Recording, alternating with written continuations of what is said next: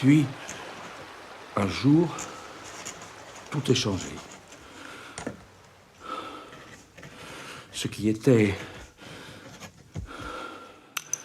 détestable pour vous,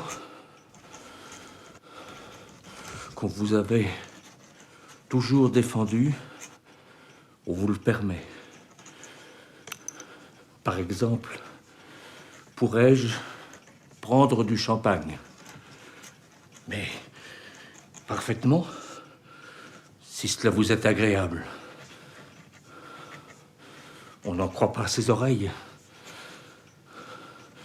On fait venir les marques qu'on s'était le plus défendues. C'est ce qui donne quelque chose d'un peu vil à cette incroyable frivolité des mourants. Ça me fatigue trop de vous dicter. Je vais essayer d'écrire. Je veux bien que vous m'apportiez un peu de lait chaud, mais c'est juste pour vous faire plaisir. Vous savez, Céleste, si je passe cette nuit, demain, je prouverai aux médecins que je suis plus fort qu'eux. Attendez, là, dans le bureau.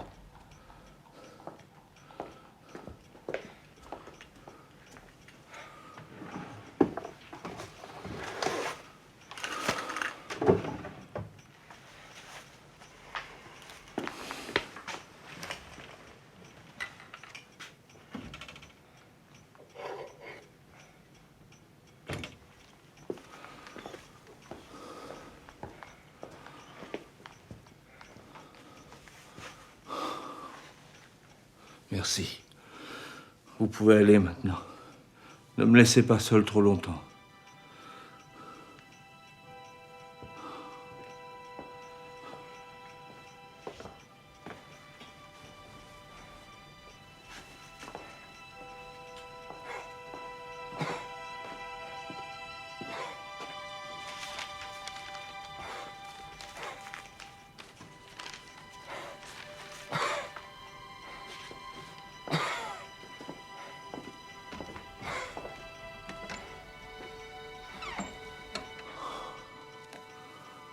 Odette. Ce clocher, je lui ai toujours trouvé un air Grand-mère. distingué. Je suis sûre que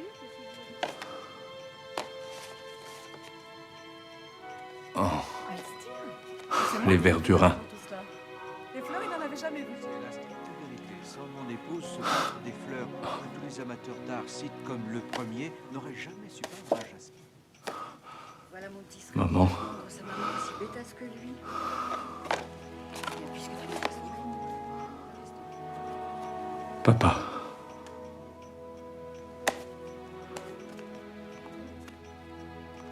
Ah, Ce n'est pas tout. Cotard. Que l'on remarque parfois dans la matière inanimée. Monsieur et Madame Cotard. Cotard. C'est le médecin qui Monsieur et Madame Verdurin. Madame de Forcheville. Le prince Robert. François. Si je m'engage, c'est Robert de Saint-Loup. Et sur ce point, je suis d'accord avec mon oncle Le Charles. baron Ça de Charlus. ne doit rien avoir les féminines. La duchesse de Guermantes. Oui, qu'est-ce qu'il fait là, celui-là? Madame de Farcy. Ah, encore papa. La vicomtesse de Saint-Fiacre. Ah, Le marquis Rachel. de Romer.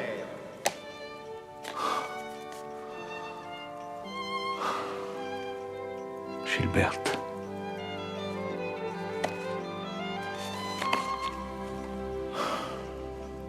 Et moi.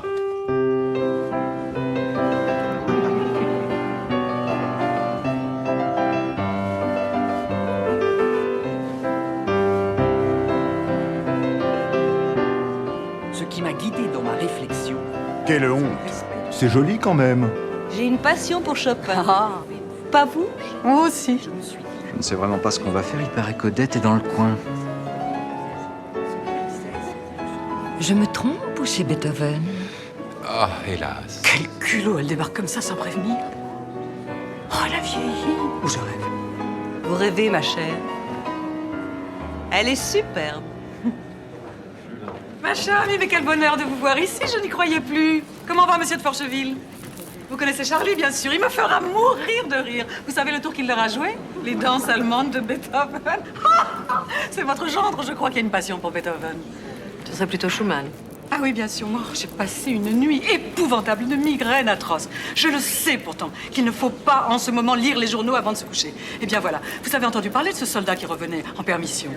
Dans le train qui le ramenait à Paris, il a appris à la fois que sa maison avait été bombardée, ses 2 enfants sont morts et sa femme est grièvement blessée. C'est trop, non? Non, c'est injuste, quoi. Je parle, vous voulez peut-être un petit rafraîchissement? Oh, Morel a disparu.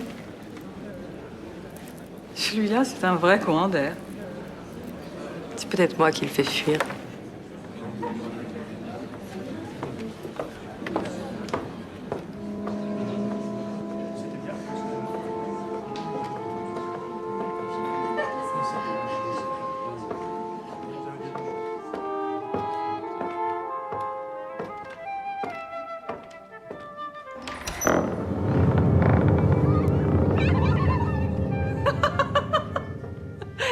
Oh, venez, venez voir. Ah non, mais venez. Je vous assure que c'est beaucoup plus amusant que tout ce que vous pouvez raconter.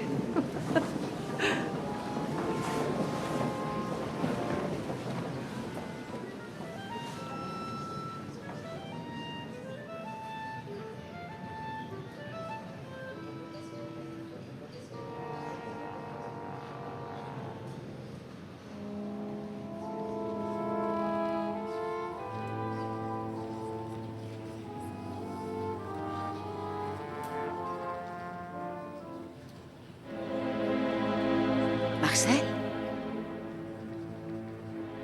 Marcel? Il était une fois un mari jaloux qui fit condamner à mort son épouse innocente.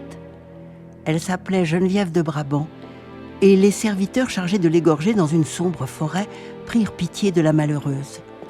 Ils lui laissèrent la vie sauve. Quelques années plus tard, le comte Siegfried la découvrit endormie au creux d'un arbre. Je vous gêne peut-être? Vous voulez que j'arrête?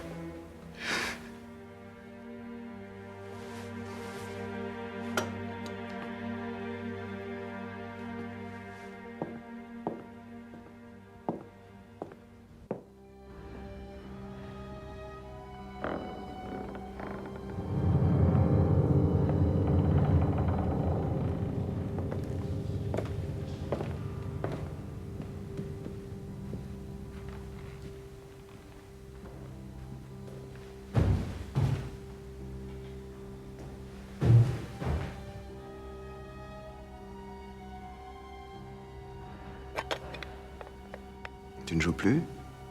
Tu t'ennuies?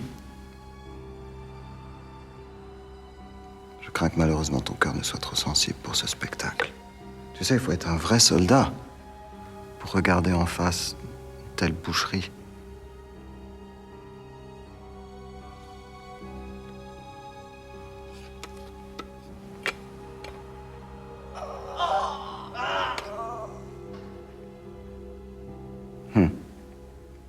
Tu vois, je m'étais pas trompé.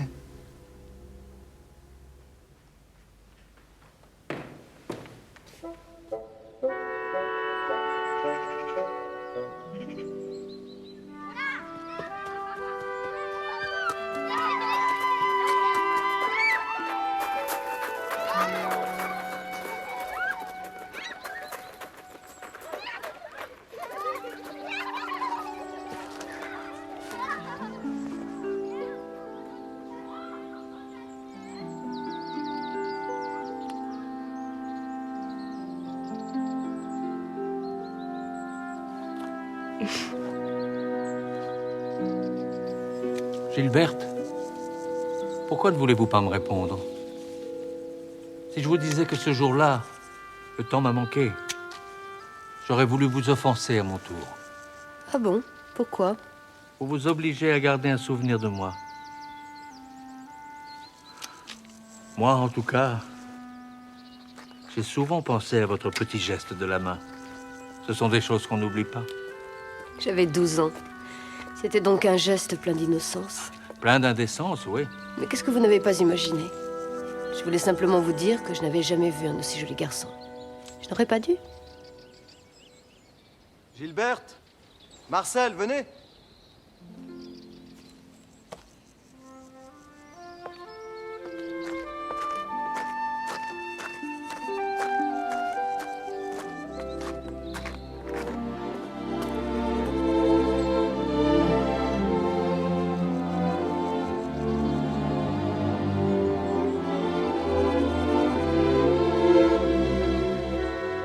Céleste, vous êtes là? Dites-moi la vérité, Céleste. Y a-t-il des roses dans la maison? Des roses? Ah, sûrement pas, monsieur. Vous faites de la peine? Je vous crois, Céleste, je vous crois, mais tout à l'heure, lorsque monsieur de Charlus est passé, je m'étais assoupi. Personne n'est venu, monsieur, je vous le jure. Mais il avait peut-être une rose à la boutonnière. À moins qu'il ne l'ait jetée avant de franchir le seuil. Vous savez bien, il suffit de quelques grains de pollen. Monsieur de Charlus n'avait pas de rose à sa boutonnière? Faites-moi plaisir. Demandez-lui par téléphone s'il l'a jetée dans l'escalier.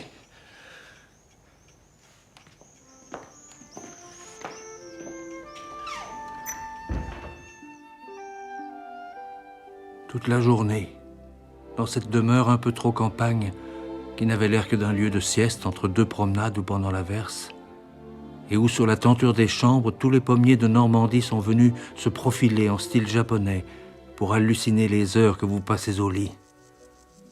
Toute la journée, je la passais dans ma chambre, qui donnait sur les belles verdures du parc et les lilas de l'entrée, les feuilles vertes des grands arbres au bord de l'eau, étincelant de soleil, et la forêt de mes églises. Je ne regardais en somme tout cela avec plaisir que parce que je me disais « c'est joli d'avoir tant de verdure dans la fenêtre de ma chambre », jusqu'au moment où, dans le vaste tableau verdoyant, je reconnus, peint lui au contraire en bleu sombre, simplement parce qu'il était plus loin, le clocher de l'église de Combray. Moi, ce clocher, je lui ai toujours trouvé un air naturel et distingué. Vous pouvez vous moquer si ça vous chante. Il n'est peut-être pas beau dans les règles, mais sa vieille figure bizarre me plaît. Je suis sûre que s'il jouait du piano, il ne jouerait pas sec. Je serai de retour demain soir. On partira après-demain, c'est ça? Je suis désolé, Gilberte. J'avais complètement oublié ce rendez-vous avec un monsieur du pays qui m'attend à Paris. Vous pourriez peut-être, je ne sais pas, l'appeler au téléphone, lui dire que... Non, hélas. Cela me peine horriblement. Vous me croyez?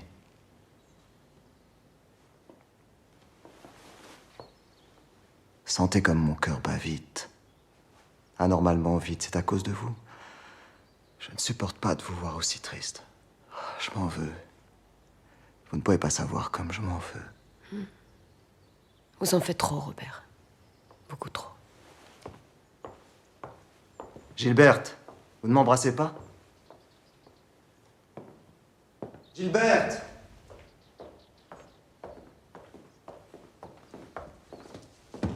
Gilberte! Gilberte.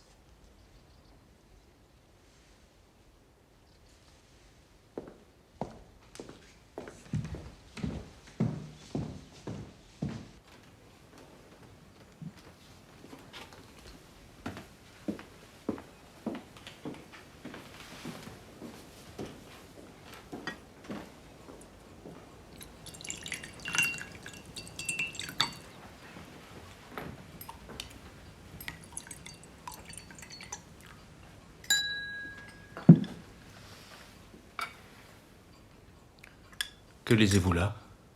Je peux regarder? C'est un volume du journal des Goncourt. Ça m'amuse parce qu'il y a des choses sur papa. Et sur des gens qu'il a connus autrefois. Vous me le prêterez? Je vous le laisse. Vous lirez dans le train? Non. Celui-ci, je le garde. Ça s'appelle La fille aux yeux d'or. C'est très inconvenant. Je le connais. C'est admirable. À vous trouver? Moi, je crois que ces femmes-là ne sont jalouses que des femmes. Pour d'autres, l'homme est l'ennemi. Il est celui qui apporte la mauvaise caresse. Moi, j'ai été très malheureux quand j'ai su que ma fiancée aimait un autre homme. Mais ça ne m'a jamais causé la même souffrance que si elle aimait les femmes.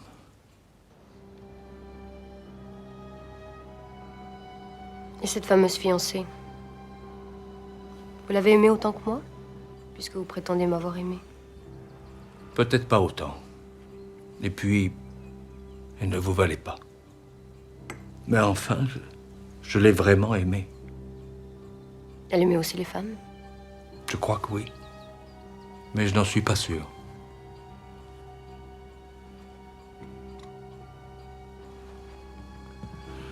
Tenez.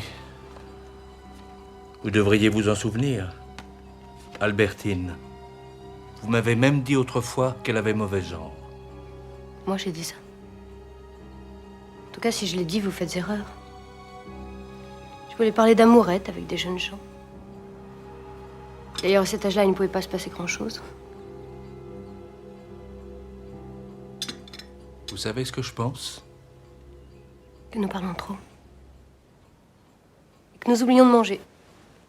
Je me dis que les femmes qu'on n'aime plus et qu'on revoit après des années, eh bien, entre elles et nous, il y a la mort. C'est comme si elles n'étaient plus de ce monde, puisque notre amour n'existe plus. Vous voulez dire que je suis morte? Non. Non, je pense seulement à toutes ces questions qui me torturaient et qui aujourd'hui n'ont plus d'intérêt à mes yeux. Par exemple? Le soir où je vous ai surprise aux Champs-Élysées, marchant à côté d'un jeune homme, à moins que ce ne fût une jeune femme, si vous saviez à quel point ça m'a rendu malheureux. Je me disais, c'est fini, je ne la verrai plus jamais. Je crois me souvenir. Non, non, non, ne cherchez pas. Ça n'en vaut plus la peine. C'est ça qui est terrible. C'est que le chagrin... Et on peut en mourir. Ne laisse aucune trace.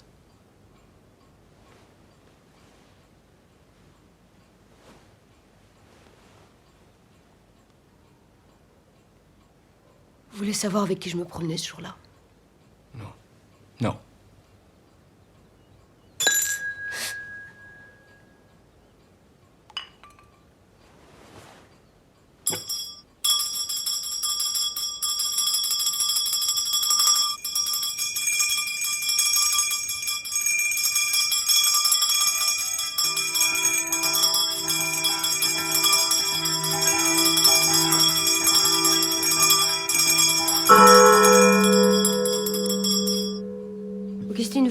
gentillesse de ramasser les morceaux et de les jeter. Non. Non, non, non. Lavez-les et mettez-les dans la petite boîte en acajou qui est dans ma chambre.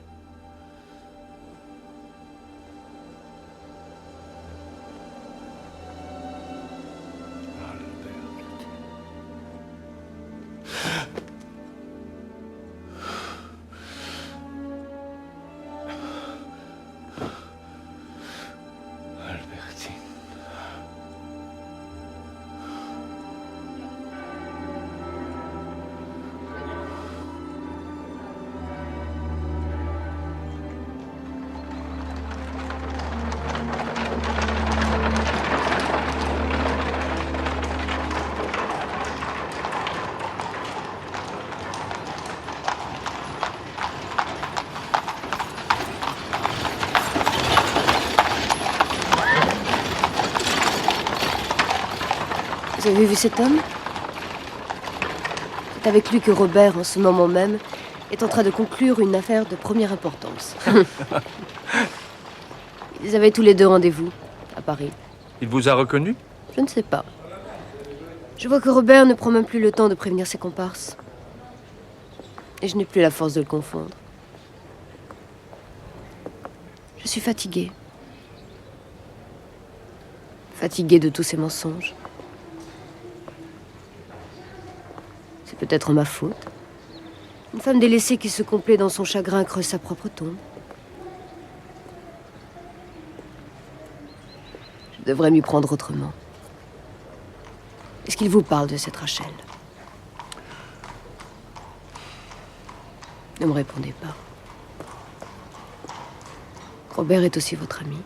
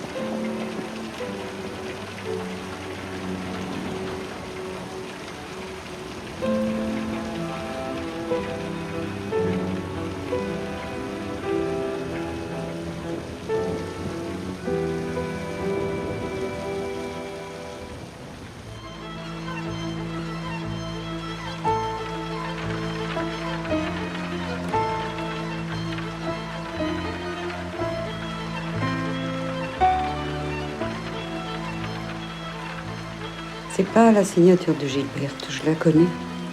Mais si c'est Gilberte, Julie. Regardez, là, c'est un A, pas un G. Mais non, Françoise, vous dites ça pour m'embêter. Je dis ce que je vois. C'est un A, et ici, c'est un N. Mais non. Mais si. Et non.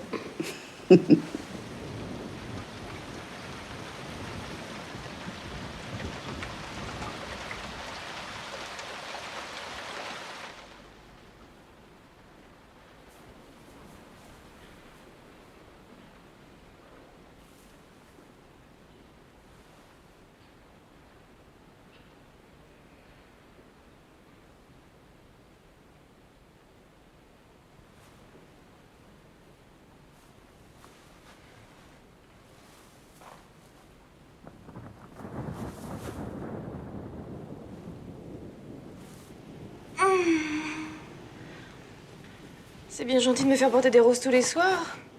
Au début, je trouvais ça charmant, mais enfin, au bout du 20e bouquin, on commence à se poser des questions. On se dit que ces roses cachent sûrement quelque chose. Quelque chose de louche. Et je suis pas du genre à prêter l'oreille au ragot, mais il y a toujours un bon ami qui vous dit « Méfie-toi de Robert, il se ment à lui-même, il ment à tout le monde. » Il n'y a qu'une chose qui peut pas mentir, c'est quand on le surprend avec Morel. Ah là, son regard amoureux peut tromper personne. Je sais pas.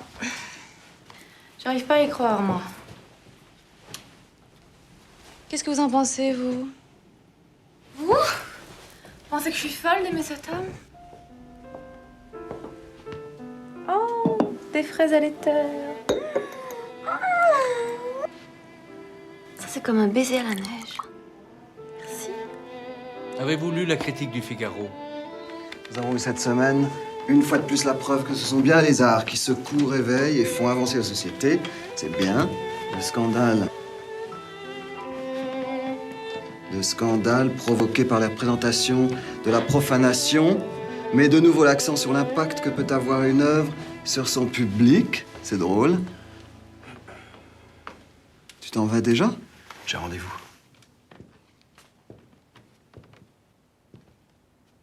Je peux savoir avec qui? Je suis des cours d'algèbre en ce moment. Je t'avais pas dit? Je croyais qu'on dînait ensemble. Une autre fois, hein?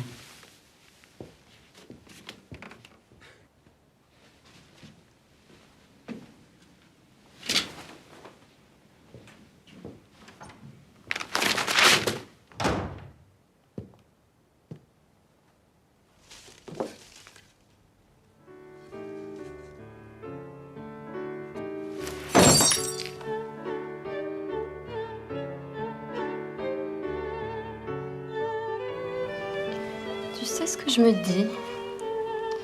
Je me dis que si un jour j'apprends que tu me trompes, je te quitterai immédiatement. Tout le temps qu'on restera ensemble, je veux que tu me sois fidèle. D'une fidélité absolue. On va commencer par là, parce que tout commence là. Tu parles toute seule? C'est à toi que je parlais. À moi. Et qu'est-ce que tu me disais? C'est un secret entre nous. Et les secrets, ça ne se répète pas.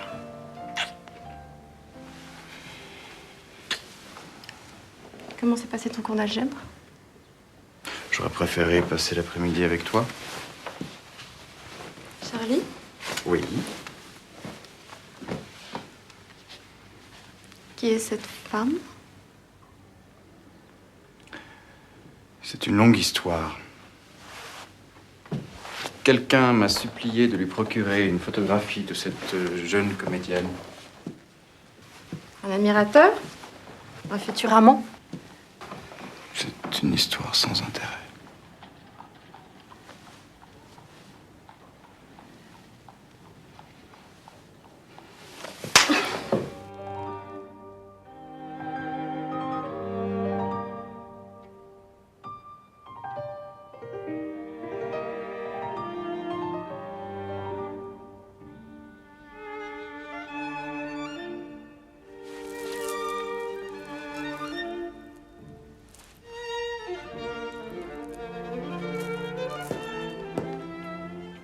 Je compte sur toi, Marcel. Je sais que Gilberte te fait confiance. Tu trouveras mieux que moi les mots pour la persuader de mon amour. La femme que j'aime aussi.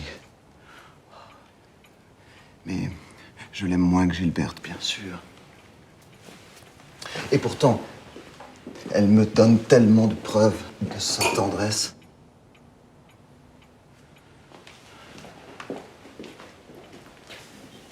Figure-toi que je suis le premier. Tiens. Lis cette lettre. Elle m'écrit qu'il ne peut y avoir de bonheur pour elle qu'avec moi. Et qu'avant moi, il n'y avait personne. Personne dans sa vie. Gilberte.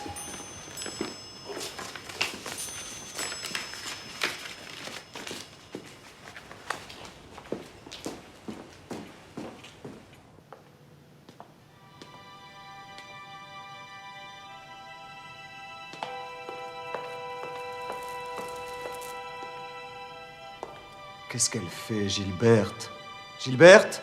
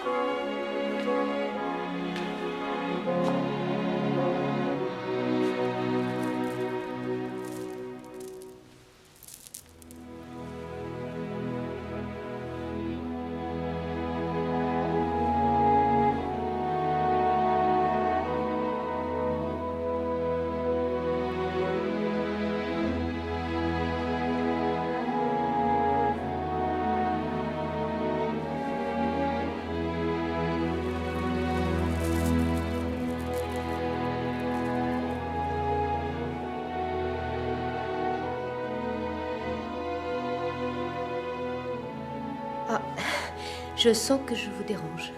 Non, pas du tout, nous parlions de la guerre des Balkans. Je vous propose de poursuivre votre conversation à table, le dîner est servi.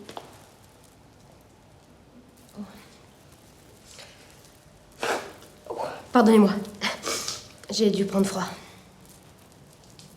Pourquoi me regardez-vous ainsi? C'est la coiffe qui vous étonne? Qu'en pensez-vous? Ça ne vous ressemble pas du tout.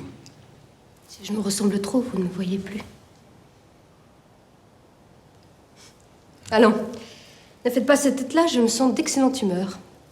Profitez-en.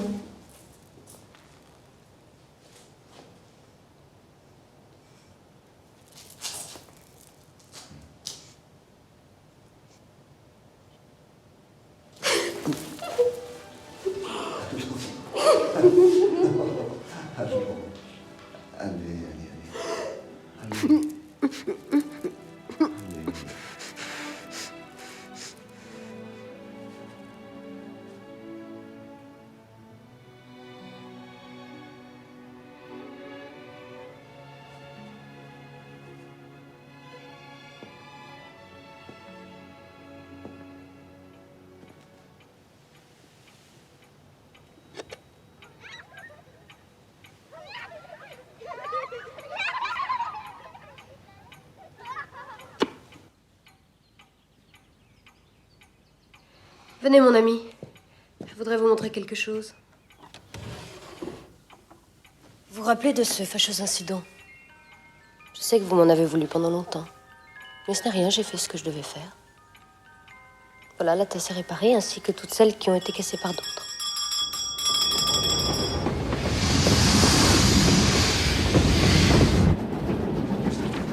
La lecture du journal inédit des Goncourt me produisit un curieux sentiment de trouble. Goncourt y racontait un dîner quai Conti, où était l'hôtel des Verdurins. Il y avait la Cottard, le docteur, et sa femme, le sculpteur polonais Wirowski, Swann, le collectionneur, une grande dame russe, une princesse, dont Swann disait qu'elle aurait eu à bout portant l'archiduc Rodolphe. Des assiettes des Jungzing, à la couleur capucine de leur rebord, au bleuâtre, à l'effeuillé turgide de leur iris d'eau, des assiettes de Saxe, plus mièvres dans le gracieux de leur fer, à l'anémie de leurs roses tournées au violet, des assiettes de Sèvres engrillagées par le fin guillochi de leur cannelure blanche. Et, ce qui est peut-être rare, c'est la qualité vraiment tout à fait remarquable des choses qui sont servies là-dedans. Un manger finement mijoté, tout un fricoté comme les Parisiens, comme il faut le dire bien haut, n'en ont jamais dans leur plus grand dîner. J'imagine quel plaisir ce doit être pour vous que de manger dans une telle collection d'assiettes. Oui.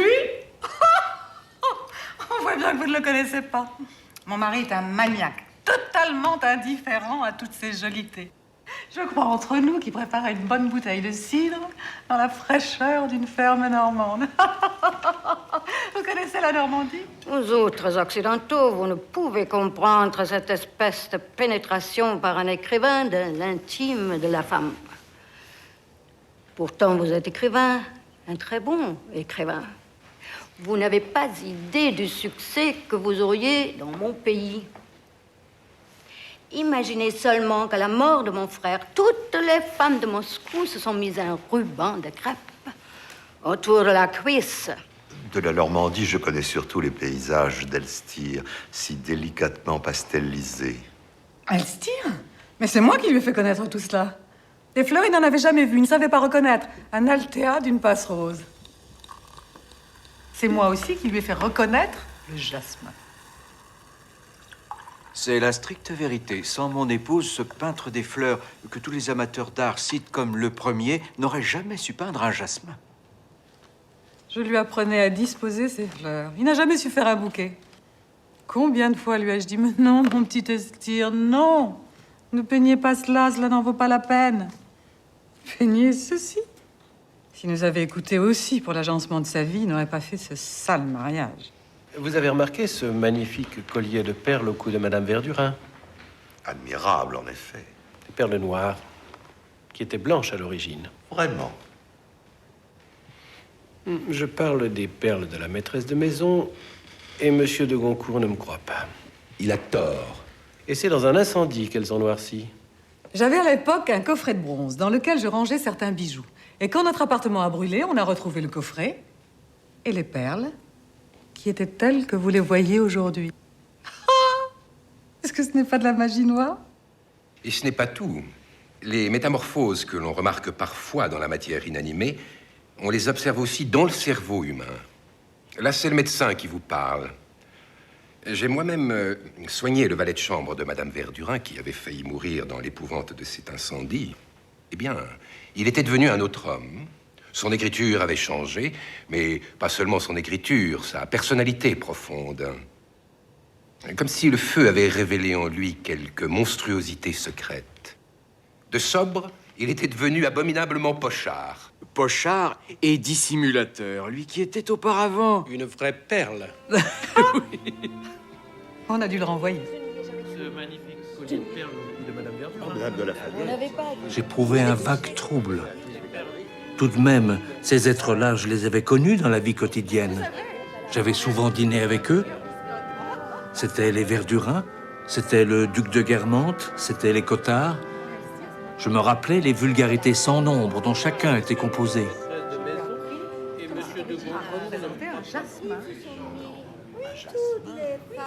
Le charme apparent des êtres m'échappait, parce que je n'avais pas la faculté de m'arrêter à lui. Comme un chirurgien qui, sous le poli d'un ventre de femme, verrait le mal interne qui le ronge. J'avais beau dîner en ville, je ne voyais pas les convives. Parce que quand je croyais les regarder, je les radiographiais.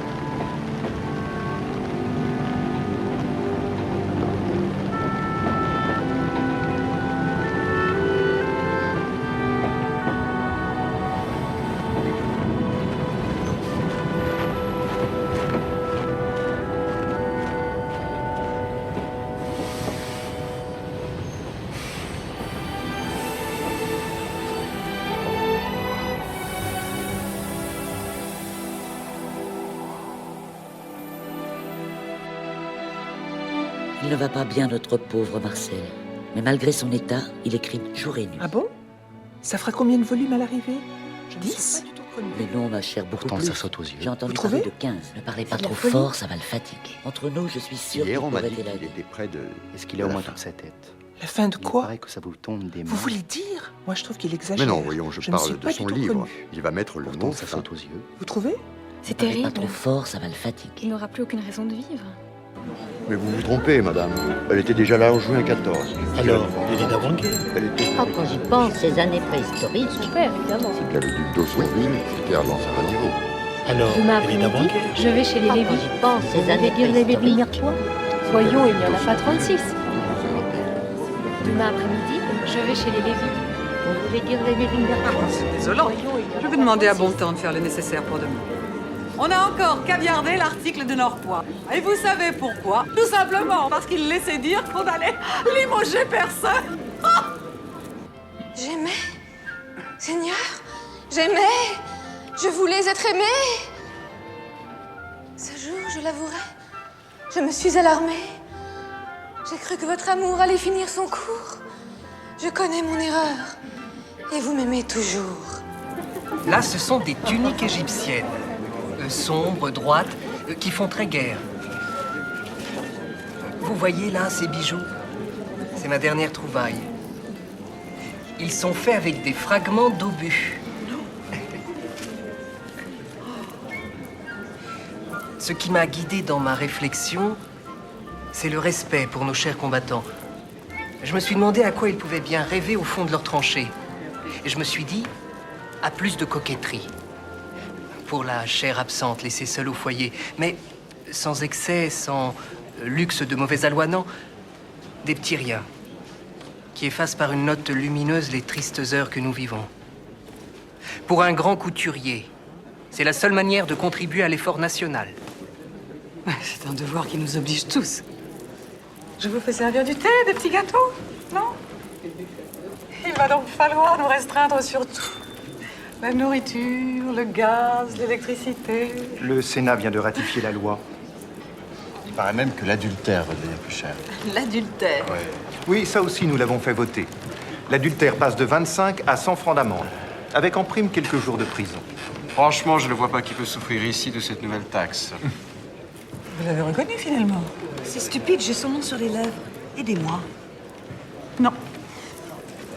Charlie, vous allez nous jouer quelque chose qui s'accorde avec le crépuscule. Soit.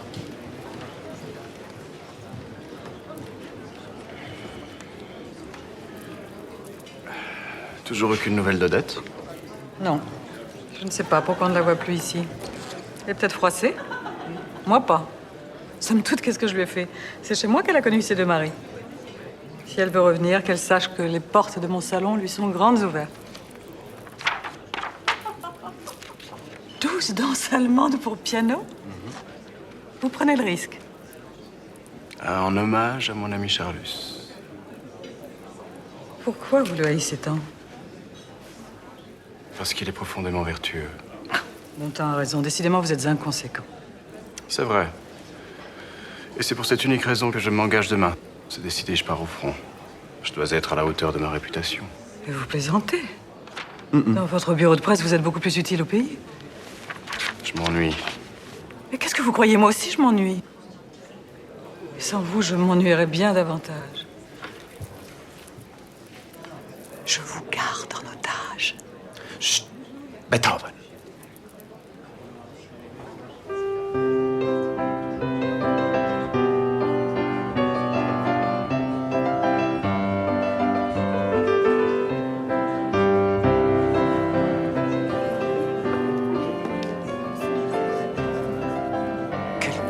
Elle arrive ici sans prévenir, comme ça. Oh, elle a vieilli, ou je rêve. Vous rêvez, ma chère. Elle est superbe. Ah, chère amie, quel plaisir de vous voir ici, je n'y croyais plus.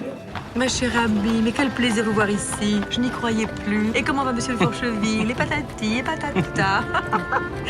Oh, j'ai un peu abusé du champagne. Mais c'est tellement bon. Vous savez que je reviens de Tansonville. Ah, j'ai une lettre pour vous.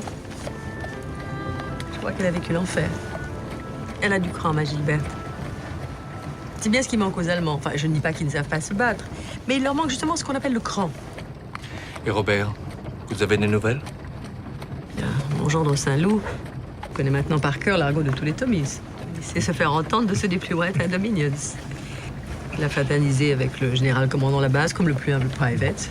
Que voulez-vous? Moi, j'ai un faible pour les Anglais. C'est vrai, je les trouve tellement fair play.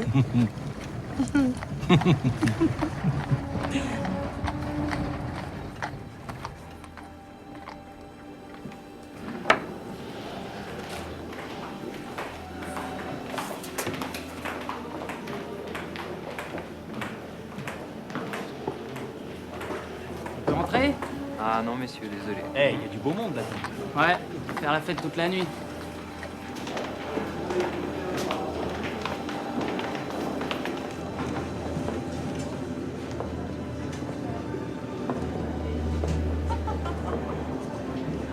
Tiens, Charlus, en compagnie.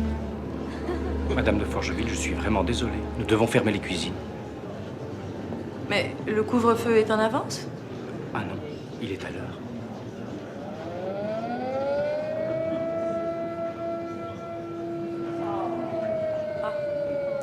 Bon, alors, nous sommes chassés. Je vous raccompagne jusqu'à chez vous. Je vais vous faire sortir par derrière. Excusez-moi, mais je préfère marcher seule. On n'en voudrait pas. Mais non. Non, non, je vous comprends très bien.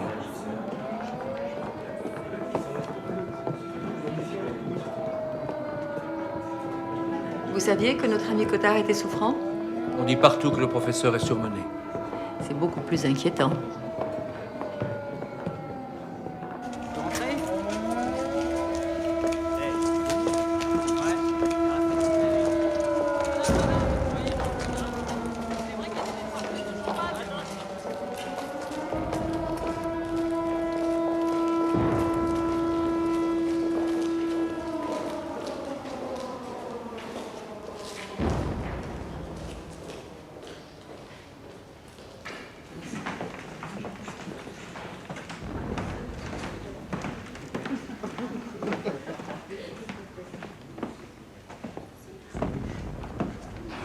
Qu'est-ce que vous faites dans la pénombre? Vous semblez perdu. Monsieur de Foix, ce n'est pas tout de se perdre. L'ennui, c'est qu'on ne se retrouve pas. En vérité, je cherche Monsieur de Charlus. Eh bien, il était là il y a un instant, il dînait en compagnie, mais... Enfin, vous le connaissez, il apparaît, il disparaît. Comme un fantôme. Ou comme un espion. Ah, là, vous êtes méchant. Pas plus qu'avec mon propre père, vous savez qu'il me fait suivre partout. Il s'est mis en tête de surveiller mes fréquentations, ce que je trouve odieux quand on connaît les siennes. Vous n'êtes pas de mon avis? Ce qu'on murmure sur Monsieur de Saint-Loup, on le dit aussi de mon père. Et comme ils sont amis depuis toujours, je me dis qu'il n'y a pas de fumée sans feu. Entre nous, tout ceci me serait bien indifférent s'il n'avait le culot de me faire la morale. Mais ne restez pas dans le courant d'air, venez. Je vais vous présenter à mes amis. À moins que la jeunesse ne vous ennuie. Non, non. Qu'est-ce qu'on vous sert? Une liqueur, un peu de champagne? Non, merci. Le grand-duc de Luxembourg. Excusez-moi. Il a dit à la duchesse de Guermantes. J'étouffe. J'exige que tout le monde se lève quand ma femme passe. Et la duchesse a répondu: il faut qu'on se lève quand passe ta femme. Cela changera de sa grand-mère, car pour elle, les hommes se couchaient. Le baron était encore là il y a 5 minutes. D'ailleurs, il ne peut pas être bien loin puisqu'il a commandé un Armagnac. Quelle jeunesse! Vous savez ce qu'il fête? Le futur mariage de monsieur de Jonzy-Méricourt avec mademoiselle d'Ambresac. C'est lui qui a gagné le gros lot. Il était temps. Vous savez, ces jeunes gens adorent flamber, mais ils n'ont jamais de quoi payer leurs dettes. Alors ils battent la campagne, ils courent les beaux partis, ils se refilent des tuyaux. Tu devrais tenter ta chance avec celle-là. Elle est moche, mais très bien dotée. Vous pouvez pas imaginer les horreurs que j'entends. Des rapaces sans foi ni loi. Et drôles en même temps. Antoine, tu nous oublies, on meurt de soif. J'arrive tout de suite, monsieur le duc. Accompagnez-moi dans les cuisines, monsieur de Charlus. Adore bavarder avec les apprentis. À mon avis, on va le trouver en grande forme.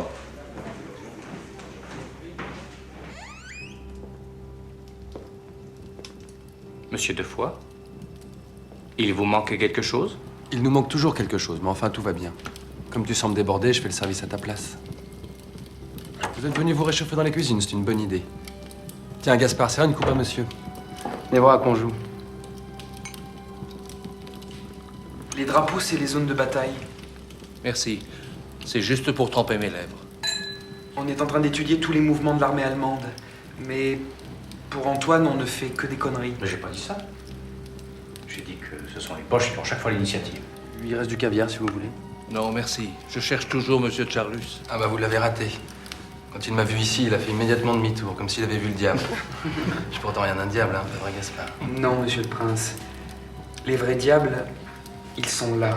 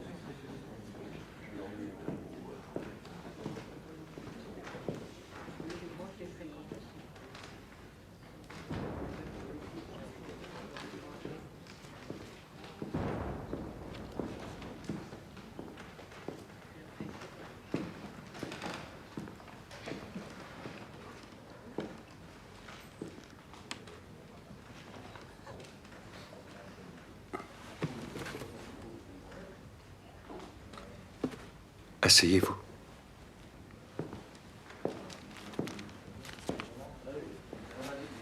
Auriez-vous lu cette chose? Lisez-la moi, voulez-vous? Les adorateurs de l'Allemagne font salon à Paris, dînent et festoient comme si la guerre n'existait pas. Pire, célèbrent nos ennemis et souhaitent haut et fort l'écrasement de la France.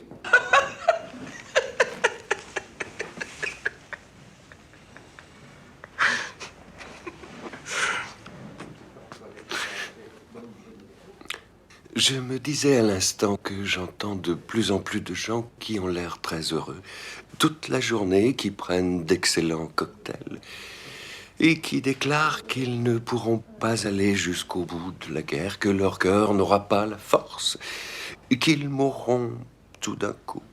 Et le plus extraordinaire, c'est que cela arrive en effet. J'enregistre un nombre étonnant de ces étranges morts prématurées.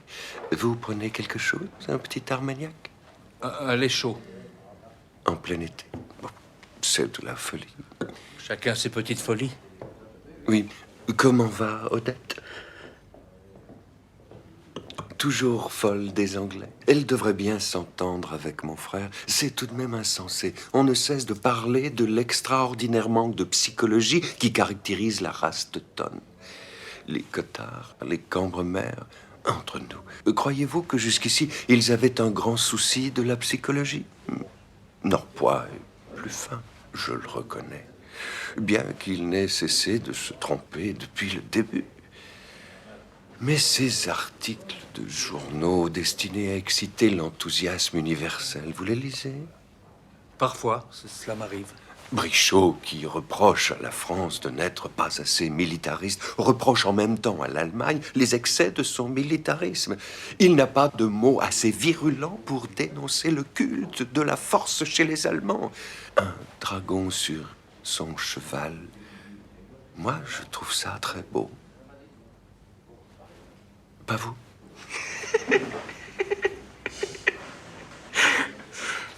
Mais toute cette presse patriotique manque de talent. La voilà la vraie raison de tant d'ineptie.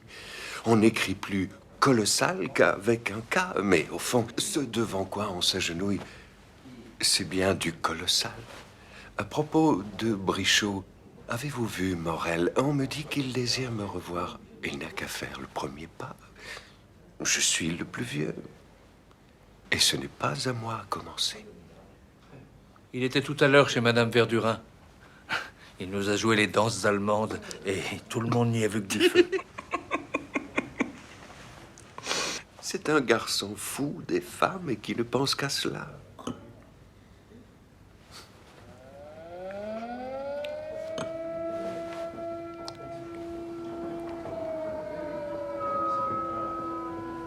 Voilà, la fin de l'alerte. Ça ne vous fait pas penser à du Wagner, un appel de Valkyrie dans la nuit? C'est dans le fond la seule musique allemande autorisée depuis la guerre. Vous ne savez peut-être pas, mon cher ami, que voilà bientôt 2 ans que je suis à Tonsonville. J'y suis arrivé en même temps que les Allemands. Tout le monde avait voulu m'empêcher de partir. On me traitait de folle. Mais que voulez-vous? Je n'ai qu'une seule qualité, je ne suis pas lâche.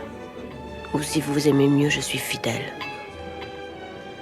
Quand j'ai su mon cher Tonsonville menacé, je n'ai pas voulu que notre vieux régisseur restât seul à le défendre. Et c'est du reste grâce à cette résolution que j'ai pu sauver à peu près le château, quand tous les autres dans le voisinage abandonnés par leurs propriétaires affolés ont presque tous été détruits de fond en comble. Et non seulement sauver le château, mais les précieuses collections auxquelles mon cher papa tenait tant.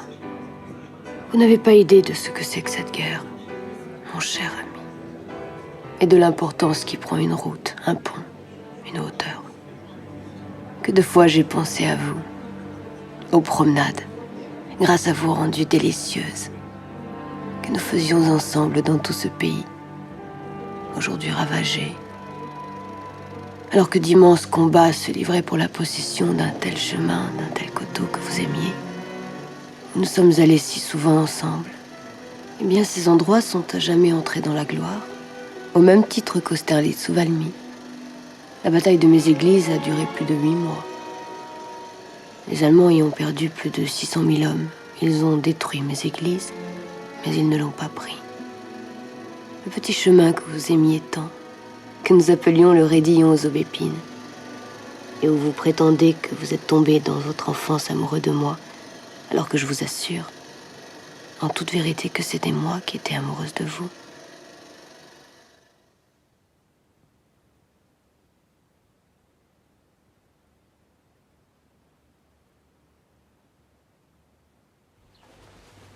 J'ai reçu votre mot.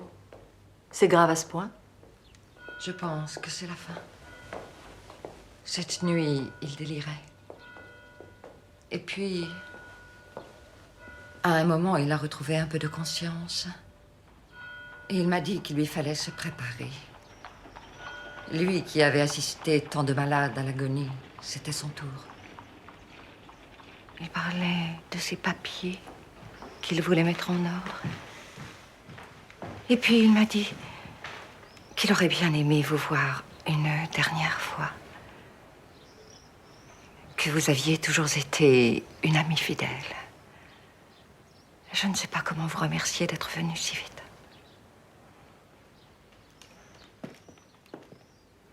C'est Madame de Forcheville.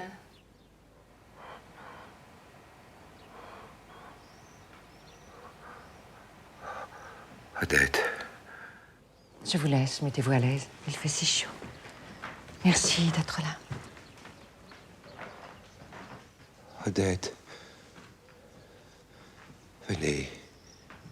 Venez plus près.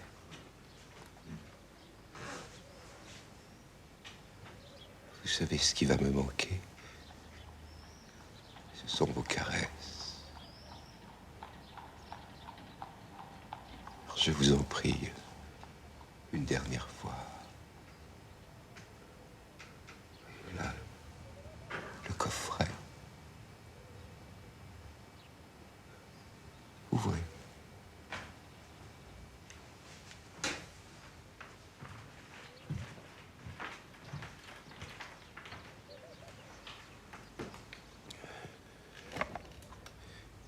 C'est pour vous. Si. Faites-moi ce plaisir.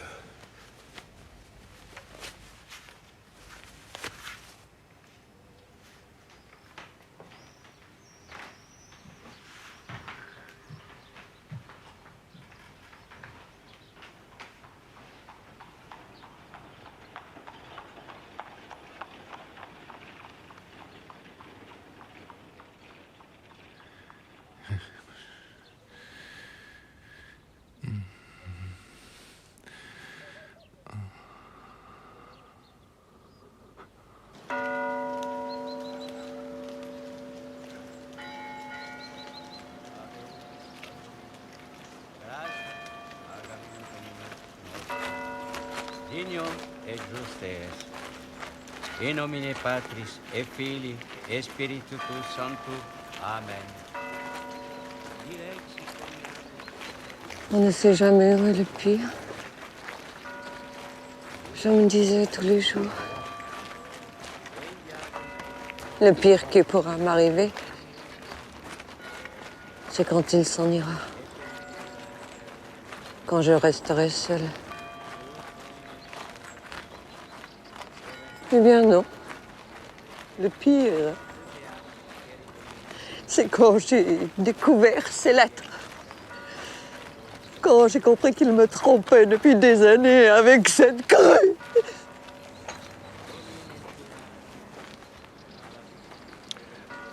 Ne regrettez pas d'être si malheureuse. Car cela prouve que vous l'aimez toujours. Si vous commenciez à être moins malheureuse, c'est que vous oublieriez. Que vous aimeriez moins. Et puis ne croyez pas non plus qu'il ne vous aimait pas. Du moment qu'il vous trompait, qu'il prenait tant de peine pour que vous ne le sachiez pas, c'est qu'il avait peur de vous faire de la peine. C'est qu'il vous respectait. Et vous préférez.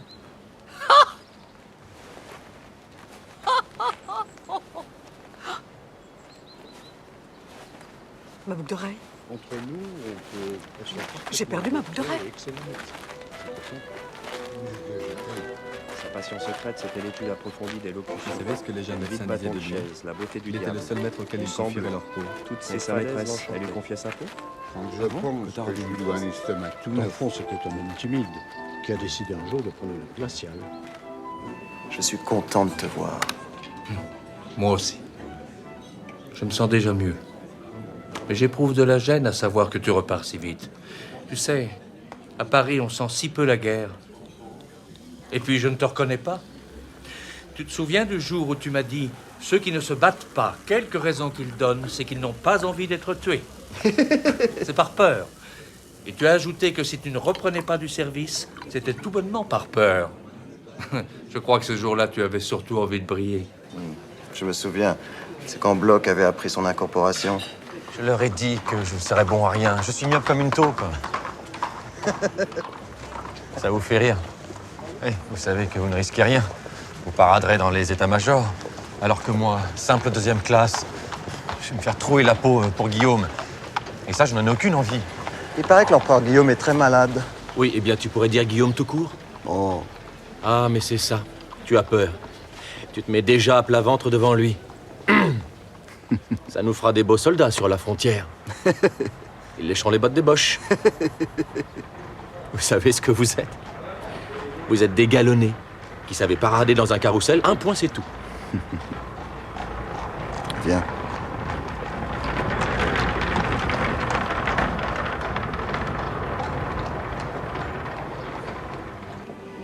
Et en avons-nous pour longtemps? Comment? Non. Non, je crois à une guerre très courte. Relis le décret du 28 octobre 1913 sur la conduite des grandes unités. Je vais prendre ça, ça et ça. Un patchwork petit. Et tu verras que le remplacement des réserves n'est pas organisé, ni même prévu d'ailleurs. Ce qu'on n'eût pas manqué de faire si la guerre devait être longue. Voilà. Merci. Moi, si je m'engage dans le fond, ce sera par idéal.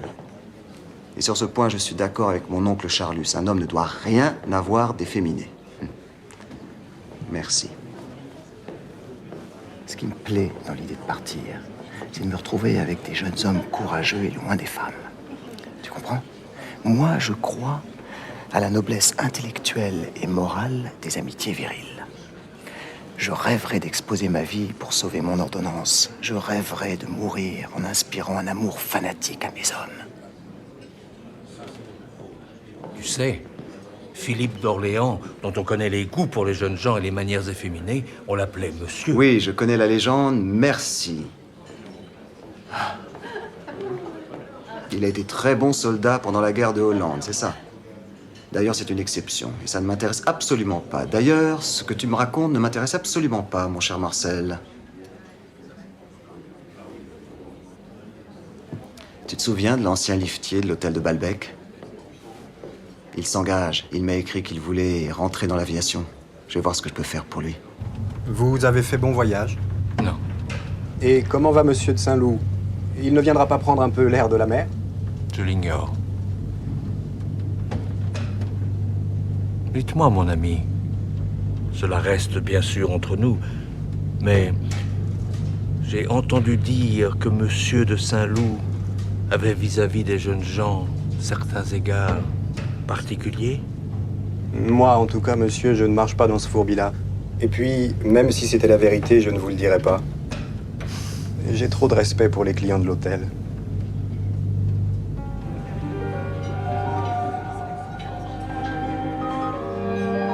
Ce matin, quand je t'ai téléphoné, Françoise m'a parlé avec précipitation d'un garçon boucher qu'elle aimait beaucoup, qu'elle voulait faire réformer.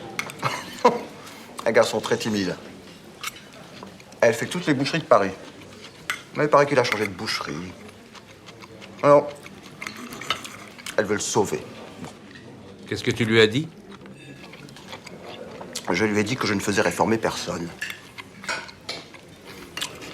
Mais tu n'as rien mangé. Tu vas t'affaiblir. On a besoin de bras. Certains jours, je n'ai même pas la force de tenir ma plume. Tu m'imagines avec un fusil? Non. Ça, certainement pas.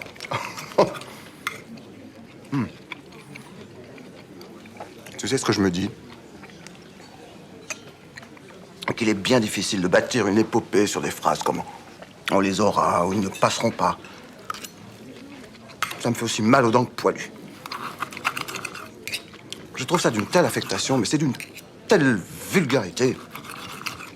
C'est comme ces gens qui trouvent spirituel de dire de la coco pour de la cocaïne. En revanche, si tu voyais les gens du peuple, les ouvriers,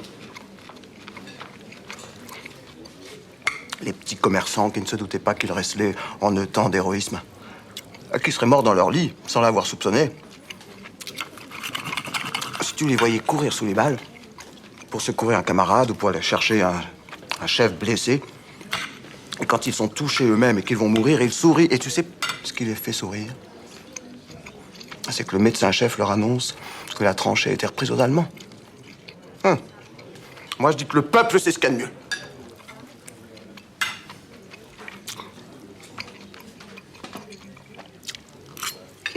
Cela dit, tout le monde est bien. Regarde. Le petit Vaugoubert, tu le connais? Fils d'ambassadeur. 7 fois blessé avant d'être tué. À chaque fois qu'il revenait d'une expédition sans avoir écopé, il avait l'air de s'excuser et de dire que c'était pas de sa faute.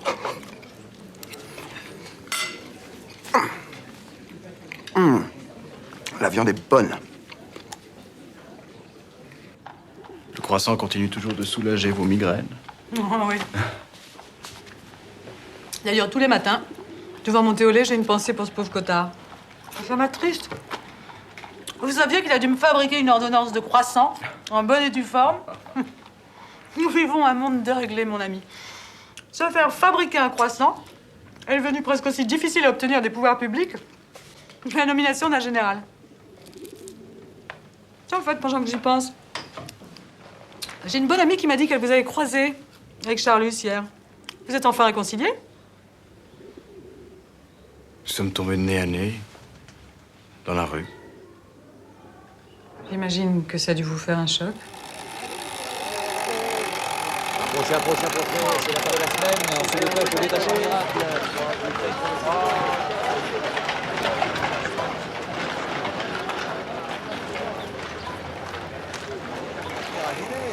C'est la solution au problème, le détachant miracle.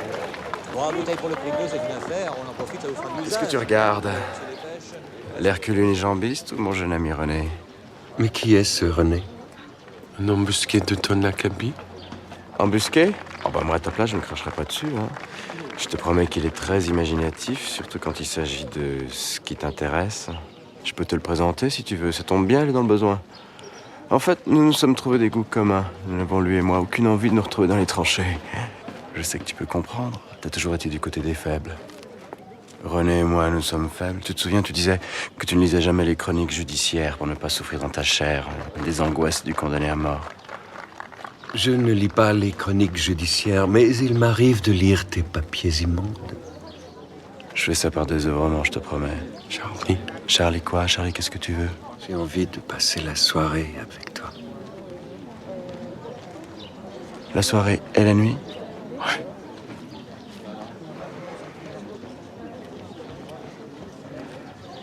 Désolé, j'ai mieux à faire. René, tu viens?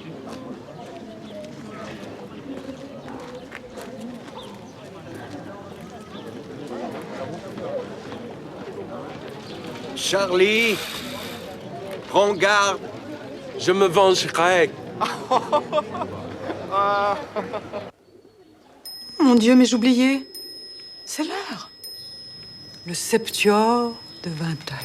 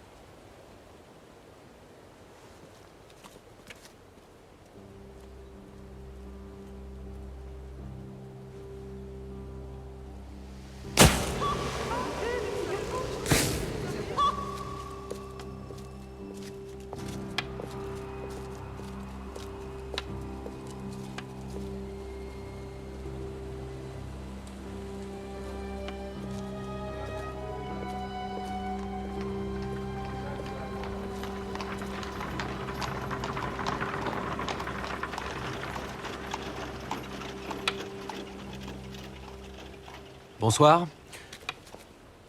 Vous ici. J'allais dire la même chose. Oh, mais j'ai mes raisons. Vous aussi, sans doute? Cet homme, vous l'avez vu? C'était Robert de Saint-Loup ou je me trompe? Pourquoi pas? Ça vous fait rire? Vous saviez sans doute qu'il a été plus ou moins évoqué à propos d'une affaire d'espionnage? Sans aucun fondement. Je sais, je sais. De toute façon, cet endroit est parfaitement convenable, du moins de ce point de vue. Même mon père l'a souvent fréquenté dans le passé. Dois-je comprendre que vous êtes en train d'espionner votre père? Il est là? Il est mort. Il est mort là.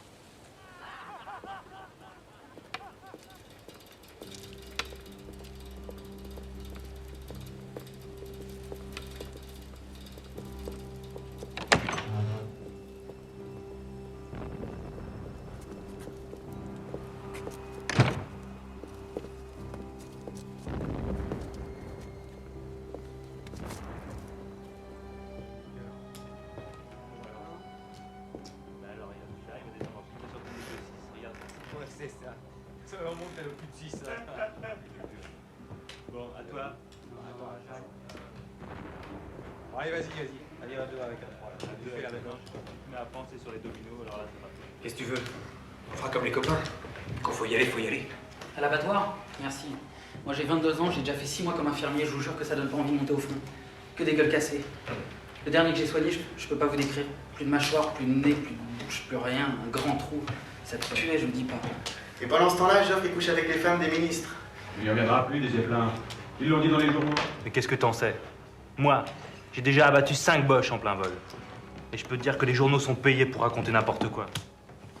Excusez-moi. Je voudrais avoir une chambre. Et je ne sais pas à qui m'adresser. Ça, faut voir avec le patron. Il est parti acheter des chaînes. Je crois que la 43 s'est libérée. C'est pour la nuit? Non. Juste quelques heures. Le temps de me reposer. J'étais dehors quand l'alerte a commencé. Ouais, c'est tombé du côté de la Villette. J'ai très soif. J'aimerais bien un petit cassis, si c'est possible. On va vous faire porter ça? Vous voulez pas autre chose? Ici, c'est pas le choix qui manque. Je vous accompagne.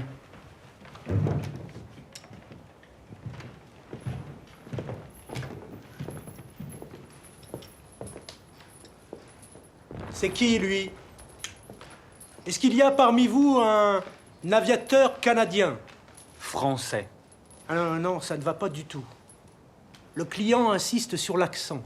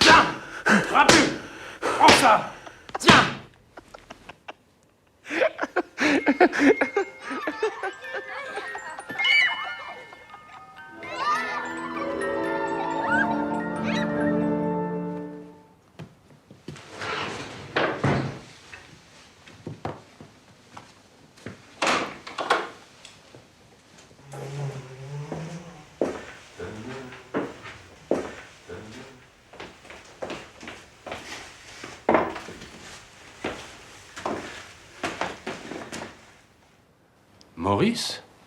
Mais non, monsieur le baron, je vous jure, c'est un des plus dangereux apaches de Belleville. Ah bon? Ça m'étonne. Je peux vous assurer qu'il a été condamné plusieurs fois pour vol et cambriolage de villa. Il a fait de la prison. Il est vraiment dangereux. Il est peut-être dangereux, Jupien, mais moi, je ne le sens pas. Quand il m'appelle crapule, on dirait qu'il récite une leçon. Oh non, personne ne lui a rien appris. Je le trouve bien trop gentil, et voilà. Je ne viens pas ici pour ça. Gentil? Il a même été compromis dans le meurtre d'une concierge. C'est déjà plus intéressant. Demain, si vous voulez, je vous ferai connaître l'homme des abattoirs. Un colosse qui vous tuera un bœuf d'une pichenette. Celui-là, je vous garantis qu'il ne sait ni lire ni écrire. Monsieur Eugène, qui est député, l'a essayé avant-hier. Il en a parlé avec enthousiasme à Monsieur Lebrun. Lebrun est un nom d'emprunt. En vérité, il s'agit du grand-duc de Russie. Ne vous fatiguez pas, Jupien. Je veux des garçons qui ressemblent à Maurice. C'est cette dégaine-là qui me plaît, mais avec plus d'authenticité. Débrouillez-vous. Mon chauffeur m'attend en bas. Bien sûr, il vous attend. Vous ne voulez pas attendre la fin de l'alerte? Je vous le dis, hein, il n'a pas hésité un instant. Il a préféré se faire tuer. Et s'y fais-tu pour tâcher de sauver son ordonnance? Ah bah, y a tout de même du beau monde chez les riches. Moi, je me ferais tuer avec plaisir pour un type comme ça. Ah oui, ce sont de chics types, des malheureux comme nous encore. Ça n'a pas grand-chose à perdre, mais un monsieur qui a des tas de larbins, qui peut aller prendre son apéro tous les jours à 6 heures, ça, c'est vraiment chouette. C'est simple, le bon Dieu ne devrait pas permettre que des riches comme ça meurent. D'abord, ils sont trop utiles à l'ouvrier. Rien qu'à cause d'une mort comme ça, faudrait tuer tous les boches jusqu'au dernier. Comment? C'est déjà fini? Ça n'a pas été long? C'est pas long pour toi, qui allait prendre l'air, mais si t'étais obligé de taper à tour de bras comme moi par cette chaleur, si c'était pas les 100 francs qu'il te donne, puis c'est un homme qui cause bien, on sent qu'il a de l'instruction. Je n'en peux plus. Non mais quel fou celui-là! Qui donc? Le vieillard de la 27. Et personne ne trouve grâce à ses yeux. Les Apaches l'ennuient, l'armée l'énerve. Et maintenant, il va mutiler. Mais pas un blessé de guerre, il a horreur de ça. Seulement, un mutilé qui n'est pas un blessé de guerre, ça n'existe pas.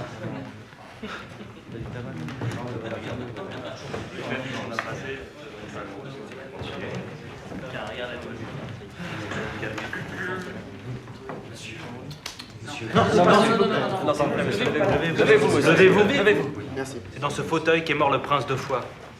Faut pas s'asseoir ici. Faut mettre les roses sur le fauteuil. Faut mettre les roses sur le fauteuil. Vous ici, cachez-vous. Il ne faut pas que le baron vous voie. Venez. Cachez-vous. Debout. Chut, le baron arrive. Allez.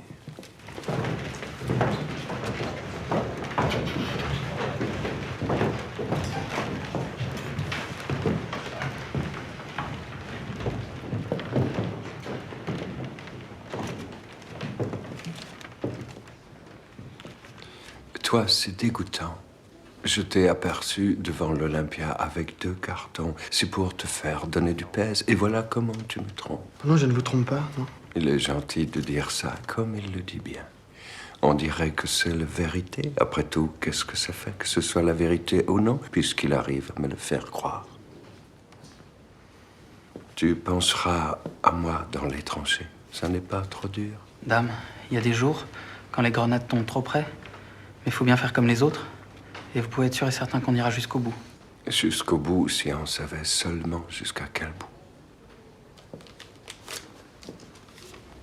Mais il me semble que je ne connais pas ce charmant, ce délicieux jeune homme.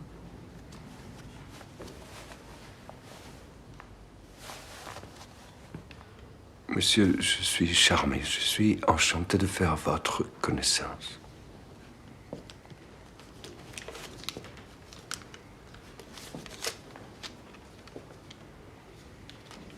Merci, monsieur.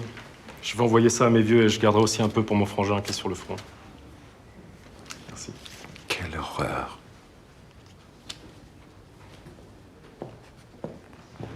Comme il est simple. Jamais on dirait un baron. Il paraît qu'il a 1 million à manger par jour.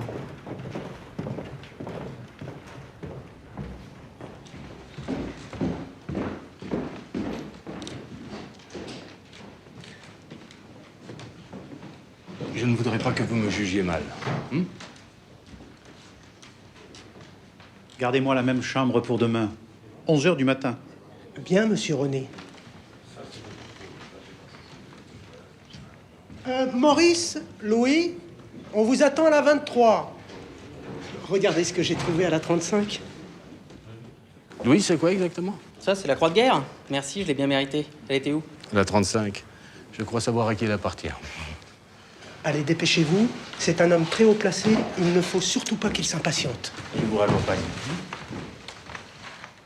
Qu'est-ce qu'il fait là, celui-là? Non. Ah non, je m'en vais. Non, jamais j'aurais cru ça. Je crois que je ne reviendrai pas. C'est un scandale. C'est un scandale. Mais... Adieu.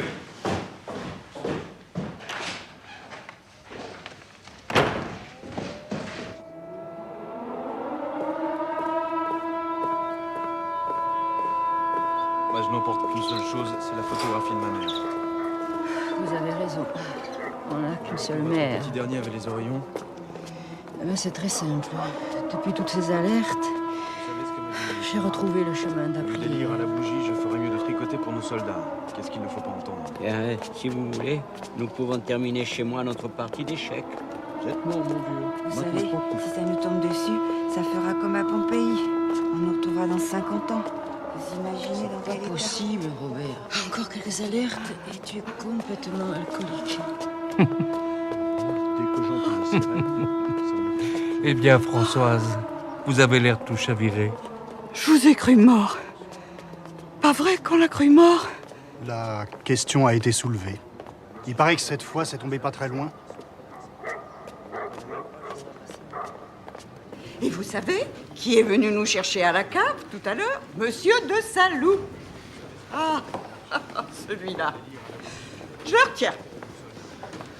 Il m'a commandé comme si j'étais son sergent. Pas vrai? Il était sûr d'avoir oublié ce matin sa médaille de la guerre. Sa croix de guerre. Oh, Et puis d'ailleurs, on peut se demander qui la lui a donnée. Parce qu'à mon avis, les gens riches dans son genre, ça doit se tourner les pouces pendant que les autres se font tuer. Et puis il faut quand même être culotté pour nous tenir des discours sur les boches qui se battent comme des braves, à se demander de quel bord il est. Et alors, qu'est-ce que vous avez fait? Je suppose qu'il n'est pas resté avec vous à la cave?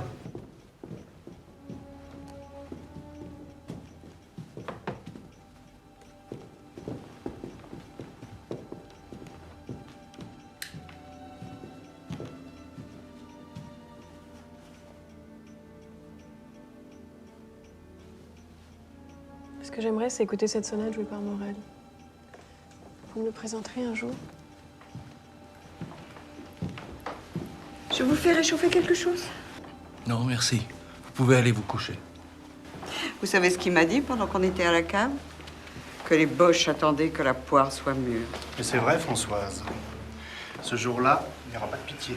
Vierge Marie, ça leur suffit pas d'avoir conquéri la Belgique.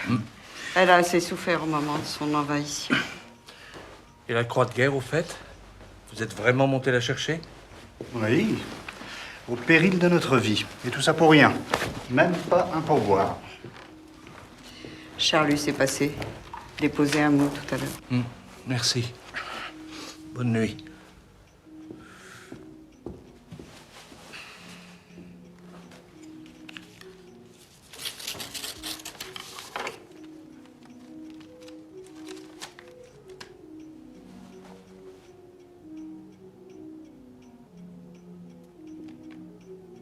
Si vous voulez bien me suivre.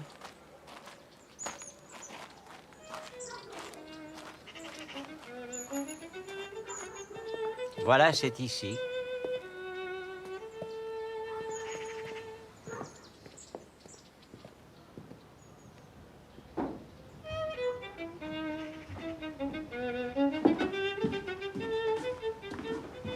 Il arrive.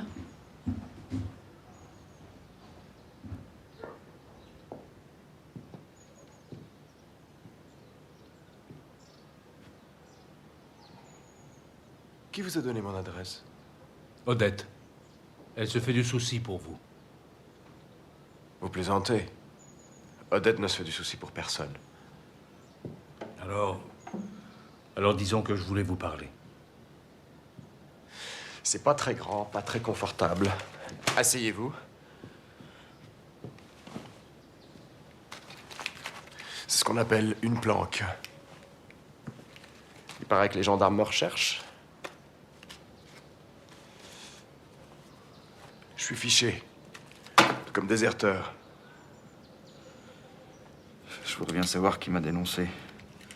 Vous avez peut-être une idée?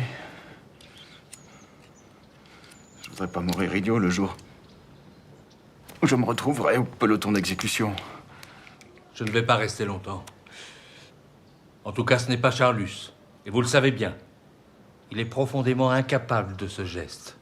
J'ai pas imaginé une seconde. Alors?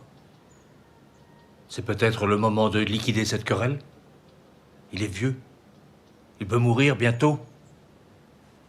Il est temps de faire la paix. C'est d'autant plus absurde qu'il continue de vous aimer, en dépit de tout. Et puis je suis sûr qu'il est toujours prêt à vous aider. Je crains que vous ne soyez venu pour rien. Donnez-moi une seule bonne raison et je m'en irai. Est-ce par paresse, par méchanceté, par vertu, par coquetterie? Rien de tout cela. Moi, la vertu, je m'en fous. La méchanceté, au contraire, je commence à le plaindre. La coquetterie serait inutile. Et la paresse? Si vous saviez comme je tourne en rond. Non, la vérité. Et je suis fou de vous le dire. La vérité, c'est que j'ai peur. Oui, j'ai peur de lui. Je ne comprends pas. Vous savez qu'il est très bon. Oui, je sais. Je sais tout cela. La délicatesse, la droiture, je connais ça par cœur. Mais voilà, c'est honteux à dire. J'ai peur. Je vous en prie, partez, laissez-moi tranquille.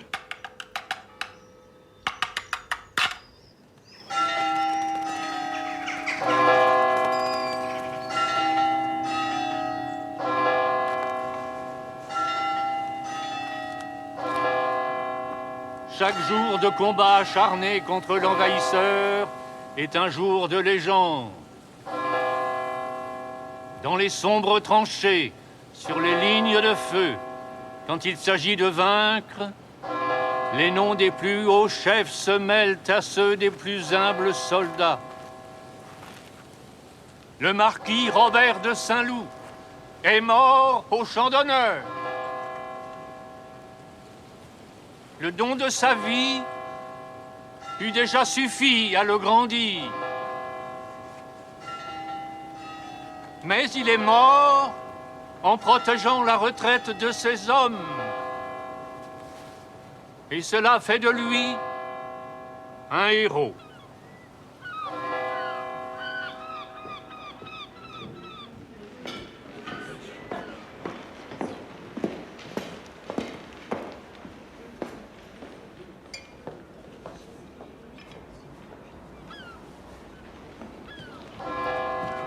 Déjà cité à l'ordre de l'armée, médaillé de la Croix de guerre, Robert de Saint-Loup n'a pas hésité une seconde à sacrifier sa vie.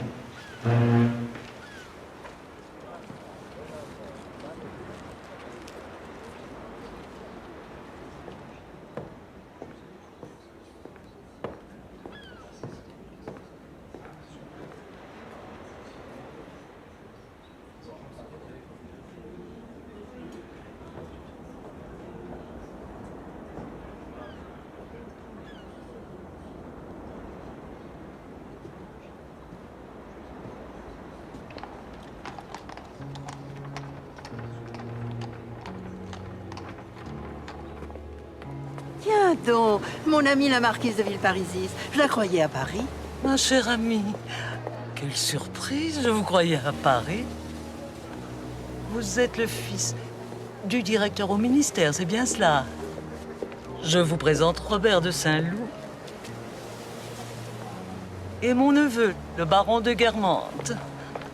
Oh mon Dieu, où avais-je la tête? Voilà que je t'appelle le baron de Guermantes. Je vous présente le baron de Charlus. Mais qu'avez-vous fait de votre journée? Oh, il faut absolument que je vous fasse connaître le nouveau confiseur qui vient d'ouvrir ses portes. Je fais quelques pas avec vous. Mais dites-moi, Madame de Villeparisis a bien dit de votre oncle qu'il était un Guermantes? Oui, certainement. C'est Palamède de Guermantes. Mais des mêmes Guermantes qui ont un château près de Combray et qui prétendent descendre de Geneviève de Brabant? Absolument. Mon oncle, qui est on ne peut plus héraldique, vous dirait que notre cri de guerre, qui devint ensuite Passavant, était tout d'abord Combraisis. Mon oncle Charlus est le frère du possesseur actuel du château. Mais si tout cela vous intéresse, je peux vous arranger un rendez-vous avec lui. Après souper, c'est une heure qu'il affectionne tout particulièrement.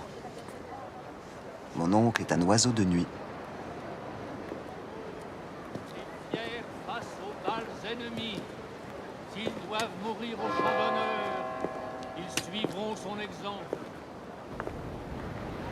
Mais c'est Robert de Saint-Loup, je me trompe? Où ça? Là? Je ne vois rien. Viens.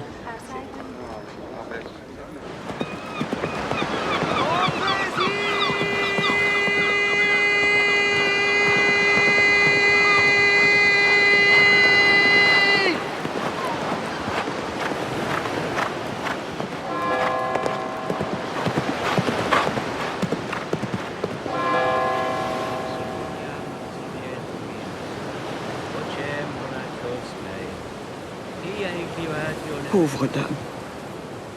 Qu'est-ce qu'elle a dû pleurer après la mort de son garçon. Et elle ne l'a même pas revu. Remarquez, valait peut-être mieux. Paraît qu'il avait le nez coupé en deux. Il était tout dévisagé. Regardez qui arrive. Il ne manque pas d'air, celui-là.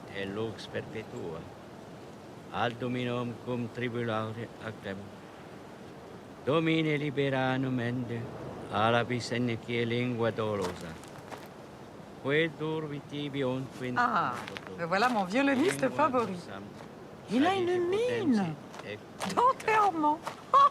La vie au colo meos qui monte, et on déverniette. Obsilium même. Où étiez-vous passé? Je me faisais un sang d'encre. Oh, j'arrive après la bataille. Ne vous inquiétez pas pour moi. Je suis plus tout seul. J'étais attendu à la gare. Que voulez-vous, je commence à être un peu connu. Ce soir, il y a tant de gens qui vont boire du petit lait. Monsieur Morel, votre présence ici... Elle sera de courte durée, madame.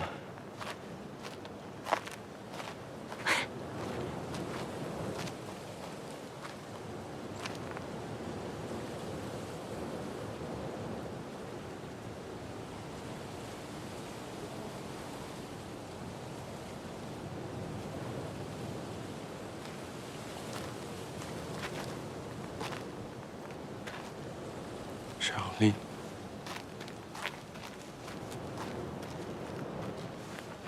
Au revoir.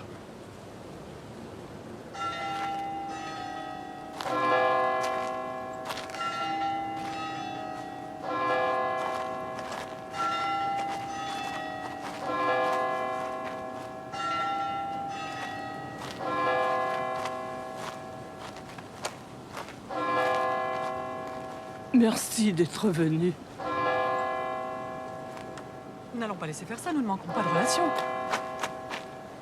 Mais c'est pas possible, vous avez vu, il faut faire quelque chose. Odette! Où est Odette? Elle est au mieux avec le général. Odette! Je prendrais bien un petit remontant.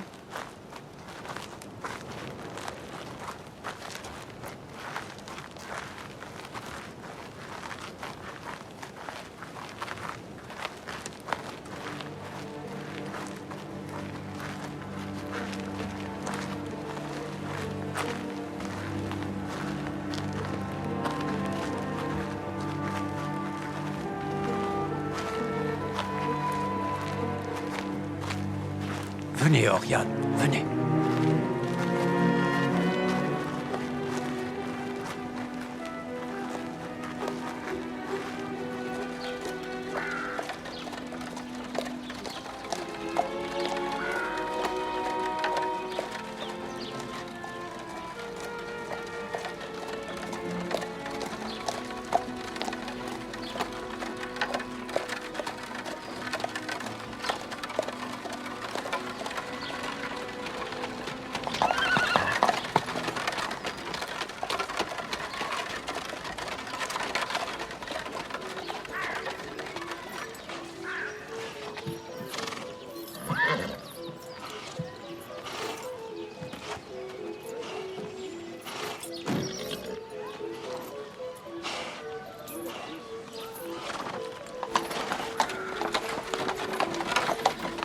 La nouvelle maison de santé dans laquelle je me retirais alors ne me guérit pas plus que la première. La guerre était finie. Dans le trajet en chemin de fer que je fis pour rentrer à Paris, la pensée de mon absence de don littéraire, que j'avais à peu près identifiée en lisant quelques pages du journal des Goncourt, la pensée de la vanité, du mensonge de la littérature, me frappa de nouveau, et avec une force plus lamentable que jamais.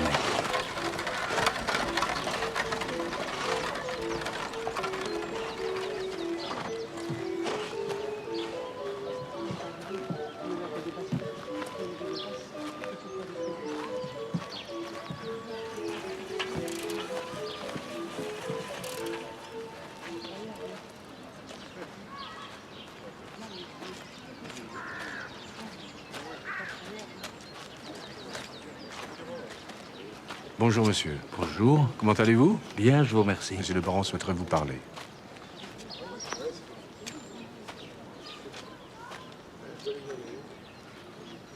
Monsieur de Charlus,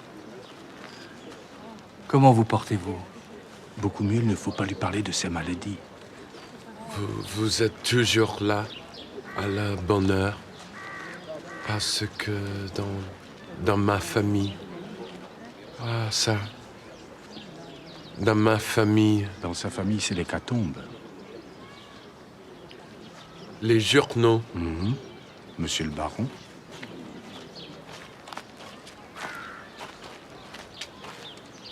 Antoine de Mouchy, mort. Charles Swann, mort. Adalbert de Montmorency, mort. Boson de Talleyrand, mort. Sostène de Dudoville, mort.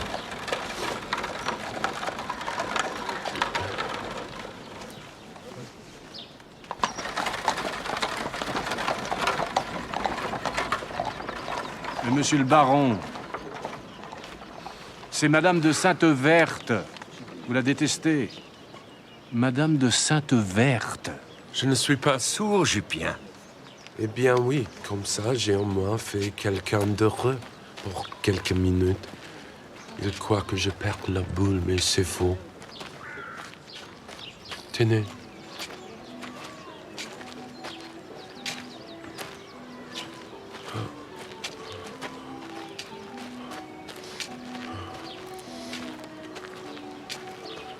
Vous voyez cette réclame?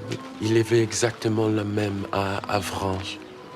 Non, à Balbec, quand je vous ai rencontré la première fois. Vous vous souvenez?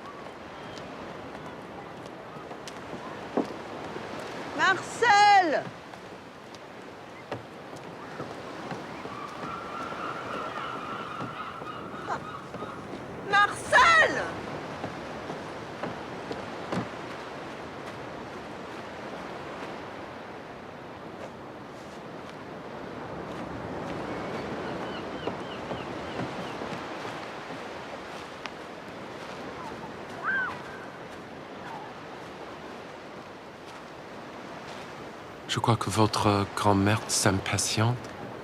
Mais on s'en fiche bien de sa vieille grand-mère. Hein, petite fripouille? Comment, monsieur?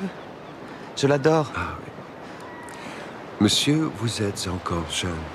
Vous devriez en profiter pour apprendre 2 choses. La première, c'est de vous abstenir d'exprimer des sentiments trop naturels pour n'être pas sous-entendus. La seconde, c'est de ne pas partir en guerre pour répondre aux choses qu'on vous dit avant d'avoir pénétré leur signification. Si vous aviez pris cette précaution, vous vous seriez évité d'avoir l'air de parler à tort et à travers comme un sourd. Et d'ajouter par là un second ridicule à celui d'avoir des encres brodées sur votre costume de bain.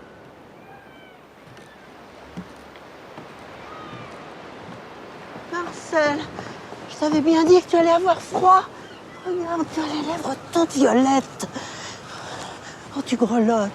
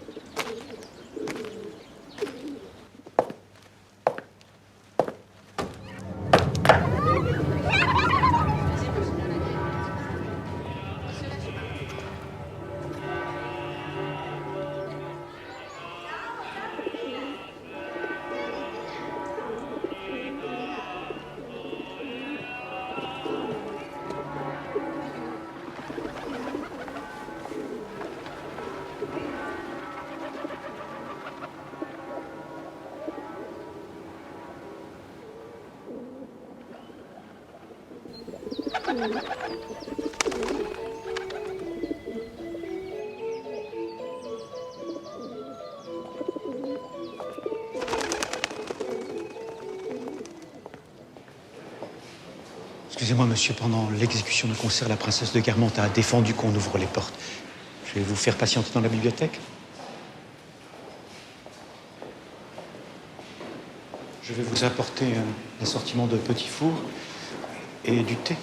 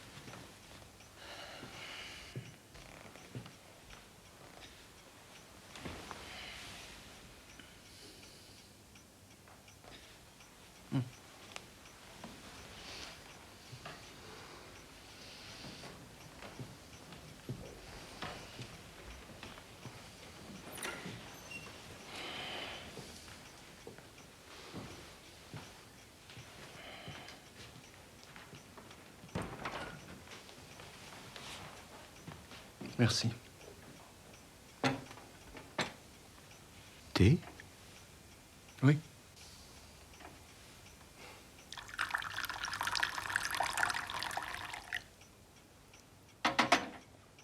Du lait? Pas de lait, s'il vous plaît. Sucre? 1.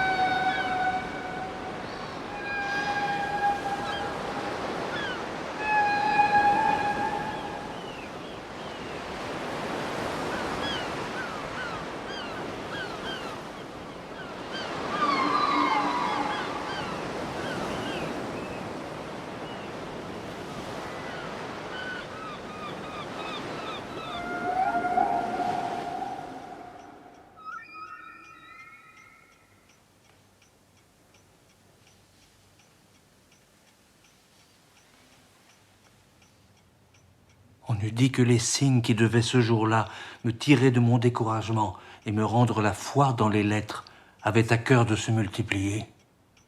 Je me disais que si le souvenir, grâce à l'oubli, n'a plus jeté aucun chaînon entre lui et la minute présente, il nous fait tout à coup respirer un air nouveau. Précisément parce que c'est un air qu'on a respiré autrefois. Cet air plus pur que les poètes ont vainement essayé de faire régner dans le paradis. Car les vrais paradis sont les paradis qu'on a perdus. Cela expliquait que mes inquiétudes au sujet de ma mort eussent cessé au moment où j'avais reconnu inconsciemment le goût de la petite Madeleine. Puisqu'à ce moment-là, l'être que j'avais été était un être extratemporel. Cet être-là n'était jamais qu'en dehors de l'action, de la jouissance immédiate, chaque fois que le miracle d'une analogie m'avait fait échapper au présent. Je n'avais pu connaître le plaisir à Balbec, pas plus que celui de vivre avec Albertine, lequel ne m'avait été perceptible qu'après coup. Il fallait tâcher d'interpréter les sensations comme les signes d'autant de lois et d'idées, en essayant de penser, c'est-à-dire de faire sortir de la pénombre ce que j'avais senti, de le convertir en un équivalent spirituel. Or, ce moyen qui me paraissait le seul, qu'était-ce autre chose que faire une œuvre d'art? Mais madame, qu'a donc monsieur Marcel à pleurer ainsi? Mais il ne sait pas lui-même, Françoise, il est énervé. Préparez-moi vite le grand lit. Je vais dormir ici et montez vous coucher. Voilà mon petit serin qui va rendre sa maman aussi bêtasse que lui. Eh bien, puisque tu n'as pas sommeil, ni moi non plus, ne restons pas là à nous énerver. Faisons quelque chose. Est-ce que tu aurais moins de plaisir si je sortais déjà les livres que ta grand-mère doit te donner pour ta fête? Pense bien. Tu ne seras pas déçu de ne rien avoir demain.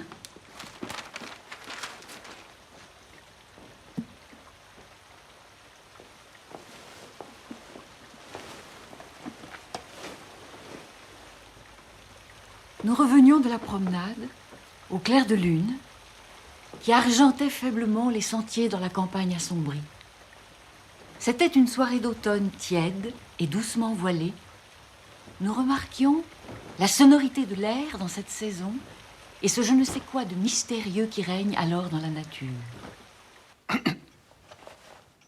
Le premier morceau est terminé. Puis-je vous accompagner dans les salons? Merci.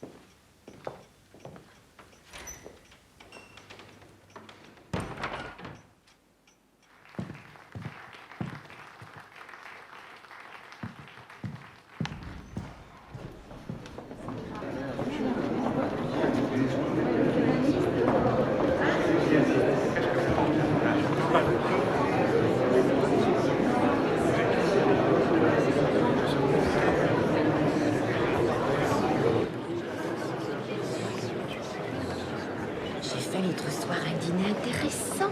Il y avait monsieur de la Raspelière qui nous a tenus sous le charme en nous expliquant que cette Madame de Saint-Loup, qui a cette jolie fille, n'est pas du tout née votre cousine, la duchesse de Montmorency. Je ne la vois plus. Nous sommes brouillés il y a quelque temps. Quel dommage. Une si vieille amie. Il faudra lui rendre visite afin de nous réconcilier. À nos âges, on ne peut pas rester brouillé éternellement. Oh! Quelle joie de vous voir, vous, mon plus vieil ami. Cela me rappelle la première année où je suis allé chez la princesse de Guermantes. Je croyais ne pas être invité et qu'on allait me mettre à la porte. Vous aviez une robe toute rouge et des souliers rouges. Mon Dieu, que c'est vieux tout cela. C'était des robes qui se portaient dans ce temps-là. Cela viendra, peut-être toutes les modes reviennent en robe, en musique, en peinture. En tout cas, vous, mon ami, vous ne changez pas un seul cheveu blanc. Vous faites toujours aussi jeune. J'ai cru apercevoir Morel tout à l'heure. Oh, ça m'étonnerait. Il serait venu me saluer. Mais il doit vraiment venir? Bien sûr, quelle question. Morel est désormais un homme considérable et respecté. Et puis la princesse l'a toujours tenu en grande affection. Qu'est-ce donc qui vous chagrine? Mais rien, rien. Cet homme que je n'ai pas du tout reconnu. On m'a dit que c'était Monsieur d'Argencourt. Enfin, ce qu'il en reste.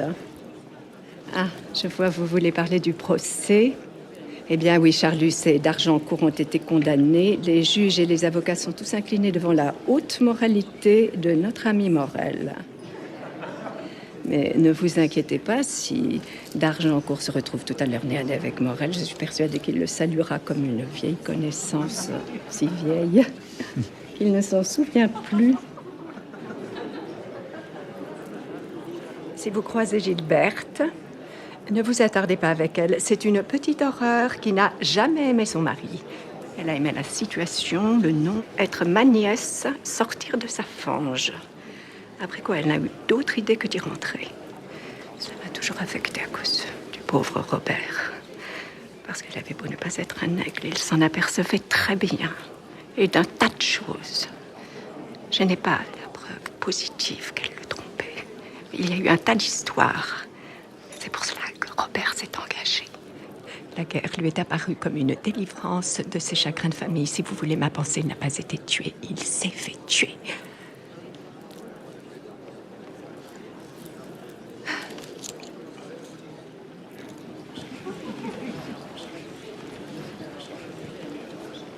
Mon cher ami.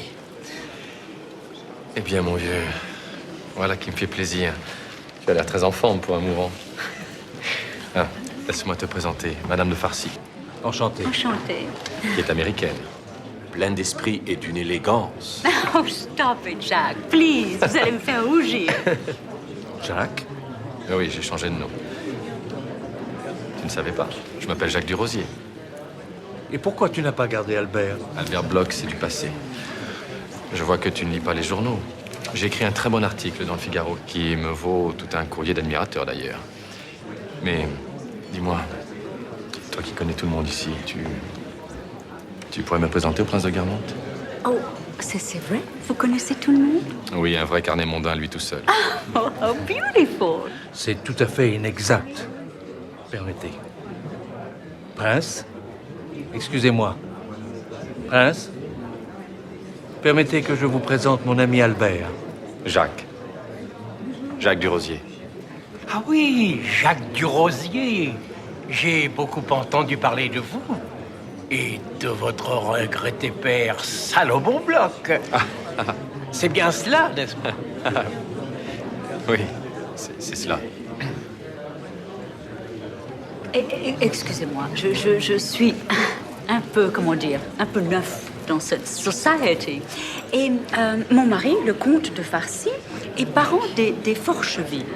Et c'est une très grande famille, n'est-ce pas? Oui, parce que moi j'ai noté que Madame de Saint-Loup était une parente du prince de Guermantes par les Forcheville. Ah, non. Non. Là, vous avez mal noté. C'est une grosse erreur. Are you sure? That's terrible. Parce que je l'ai dit à une dame qui l'a répété à un monsieur. Mais tout ça n'est pas bien grave.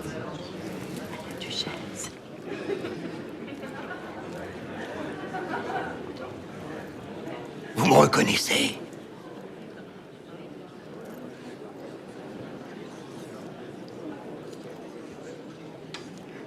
Cambremer.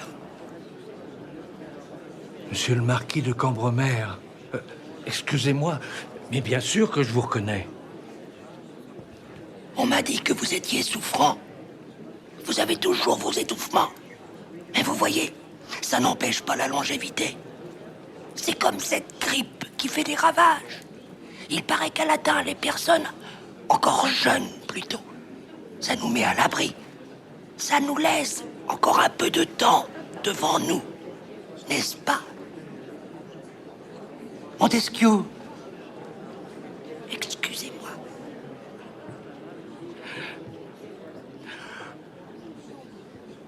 Mesdames, messieurs, le concert va commencer.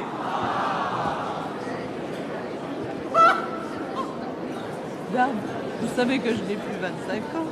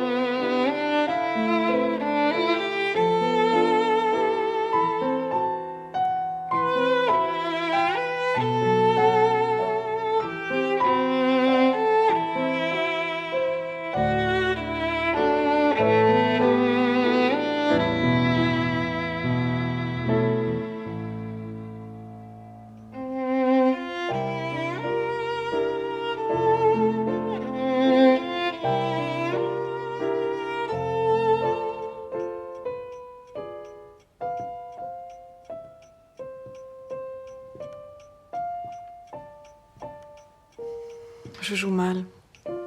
Non. Continuez. Ce que j'aimerais, c'est écouter cette sonate jouée par Morel. Vous me le présenterez un jour? Et puis la musique de Vinteuil est tellement monotone. Ces mêmes phrases qui reviennent. Ça me donne envie de dormir.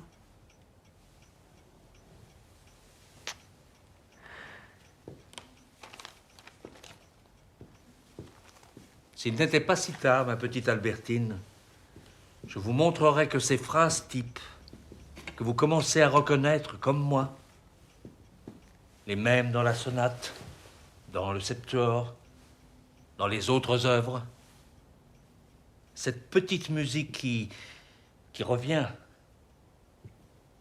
qui insiste, et que vous jugez imprudemment monotone, eh bien, dans la littérature, la bonne littérature, j'entends.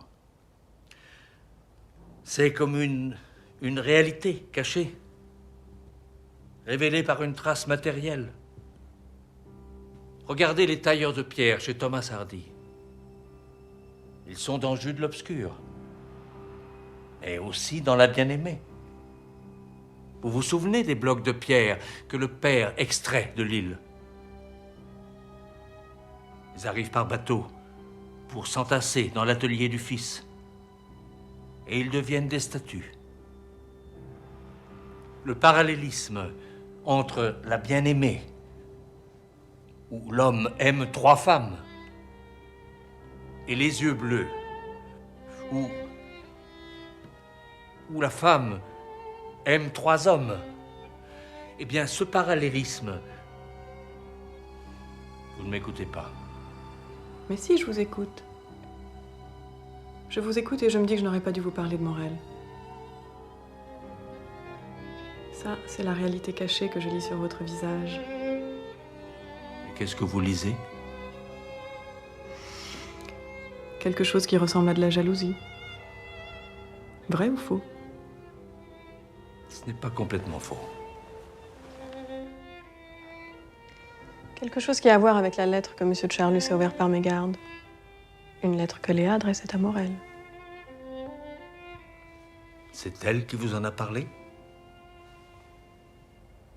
C'est bien ce que j'avais imaginé. Une lettre assez salée, où elle traitait Morel de grande vicieuse. Assez bien tournée, je dois dire. Elle lui disait « Ma belle chérie, au moins toi tu en es ». Mais elle lui disait ça gentiment. Elle vous l'a lu? Bien sûr qu'elle me l'a lu. Gilberte était avec Léa. Vous dites ça pour... Peut-être. Après tout, je n'y étais pas.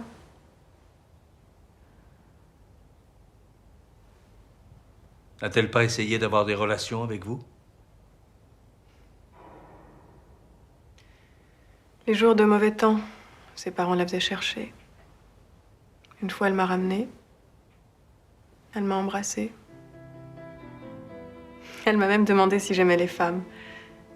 J'ai répondu oui, comme ça, pour le plaisir de la mystifier. Et puis c'est tout. On n'a rien fait de plus.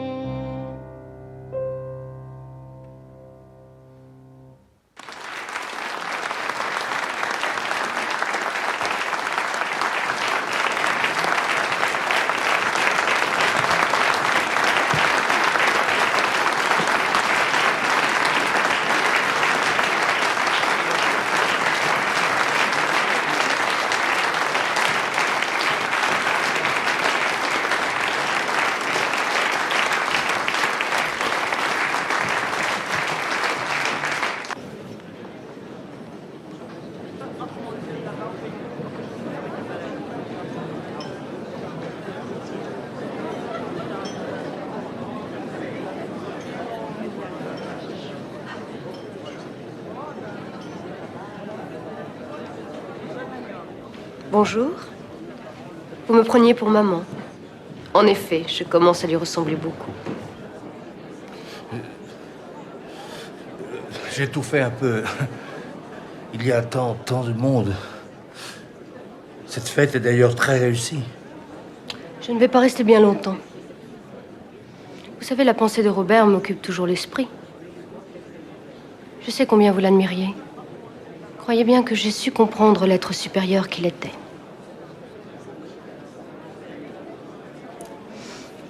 Je ne puis pas vous dire à quel point la moindre des choses qu'il me disait me frappe maintenant. Il avait de fabuleuses prémonitions sur la guerre. Et il ne s'est pas trompé. Sur les avions. Vous rappelez-vous quand il disait... Il avait de si jolies phrases. Il faut que chaque armée soit un Argus aux 100 yeux. C'est de la poésie, n'est-ce pas? Mais comment venez-vous dans des matinées si nombreuses? Vous retrouver dans une grande tuerie comme cela? Ce n'est pas ainsi que je vous schématisais. En vérité, je m'attendais à vous trouver partout ailleurs qu'à un des grands tralala de ma tante. Puisque tant il y a. Non. C'est trop drôle, vous n'allez pas me dire que vous n'êtes pas au courant. Mais d'où sortez-vous? De ma maison de santé. Cette chose tapissée de bijoux qui a du mal à finir son gâteau à cause de son nouveau dentier. Vous la reconnaissez? C'est la nouvelle princesse de Guermantes, ex-Sidonie Verdurin.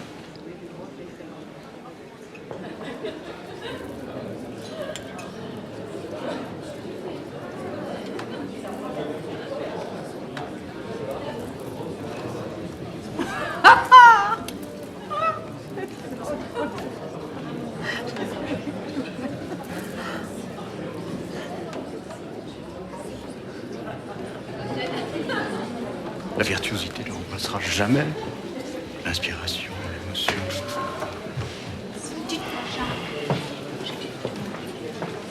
Jordi!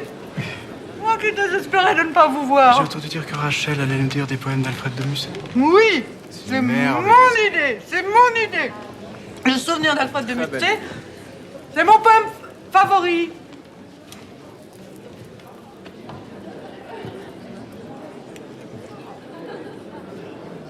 Mon oncle a été ruiné par la défaite allemande. Et la fortune des Verdurin l'a vite remis en selle. Après la mort de son premier mari, Madame Verdurin a épousé le duc de Duras, qui était déjà bien malade. Et voilà comment mon oncle Gilbert, veuve de la princesse Edwige, a épousé une veuve qui était devenue duchesse. Et voilà, le tour est joué. Regardez comme elle s'y croit. Et comme chacun fait semblant d'y croire.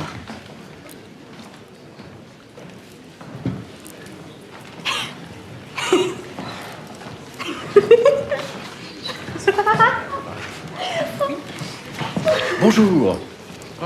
Bonjour. Vous allez bien? Vous voulez un peu de Non, chant? merci. Non? Excusez-moi.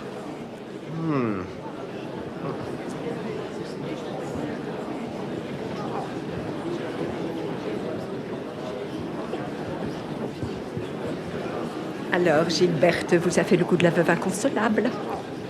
La vérité, c'est qu'elle n'a aucune espèce de chagrin. M'a même étonnée par un rare cynisme dans l'affectation de son indifférence. Voyons si elle avait aimé tant soit peu son mari. Pourrait-elle supporter avec ce flegme de se trouver dans le même salon que la femme dont il a été l'amant éperdu depuis tant d'années? Mais c'est pourtant bien vous qui avez fait inviter Rachel. En effet, je voulais voir si elle viendrait et elle est venue. C'est toute la différence entre elle et moi. Je n'oublie pas ce pauvre Robert, je n'oublie personne. Vous voulez que je lui dise qu'elle est une cochonne?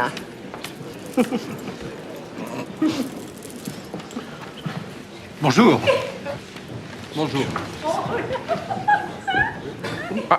Morel, pardonnez-moi. Bonjour. Bonjour. Excusez-moi, Morel. Franchement, j'ai vraiment des questions, des fois. Marcel, vous savez ce que j'ai entendu about Madame de Forcheville?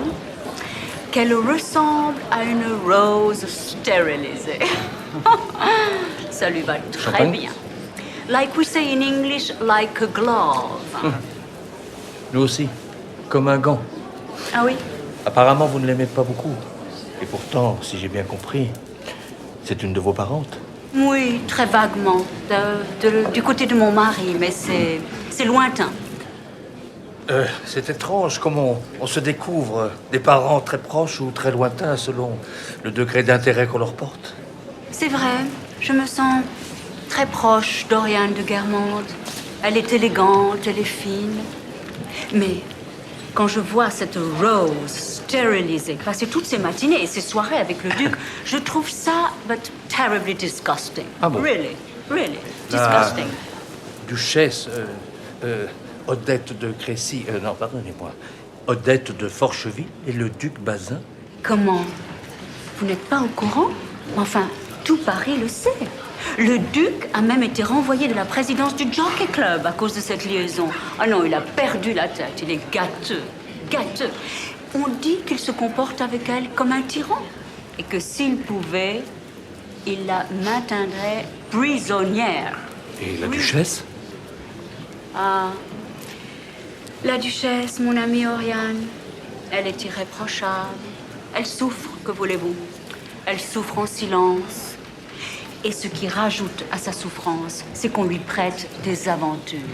It's absolutely disgusting. Oh, Jack, à propos. Vous savez que l'autre jour, nous mon ami, étions... comment allez-vous? Vous savez, à la sortie... Franchement, j'ai lu sur la partition Allegro ma non troppo.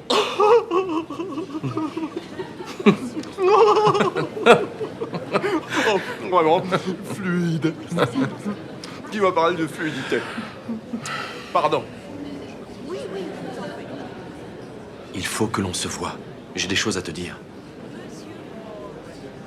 Bien sûr, voyons. Bien sûr. Merci.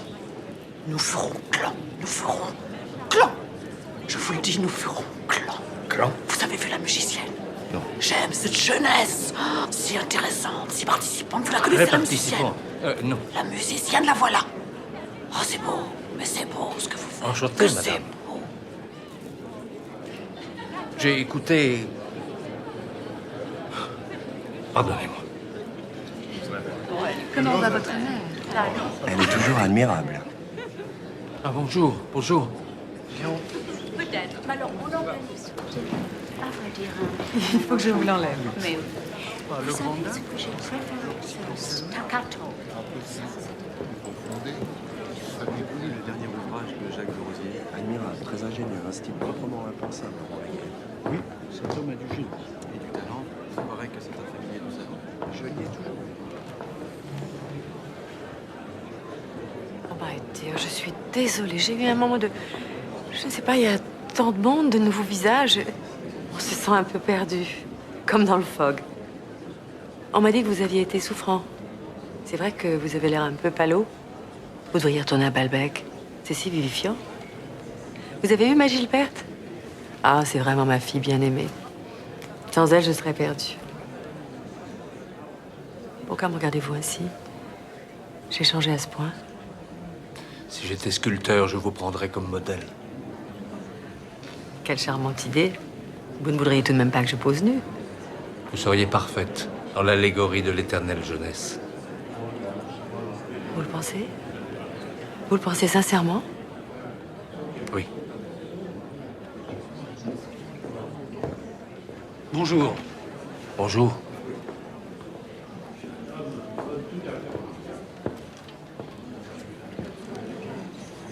Venez. Nous serons bien mieux chez moi. Toutes ces jacasseries me fatiguent. Et moi, elles me conviennent. Vous n'avez aucun sens de la fête, mon cher ami. From time to time, un peu de frivolité, un peu d'oubli, ça fait du bien. J'ai envie d'être seul avec vous. Allez, venez. Ne faites pas l'enfant. Désolée. J'ai mieux à faire.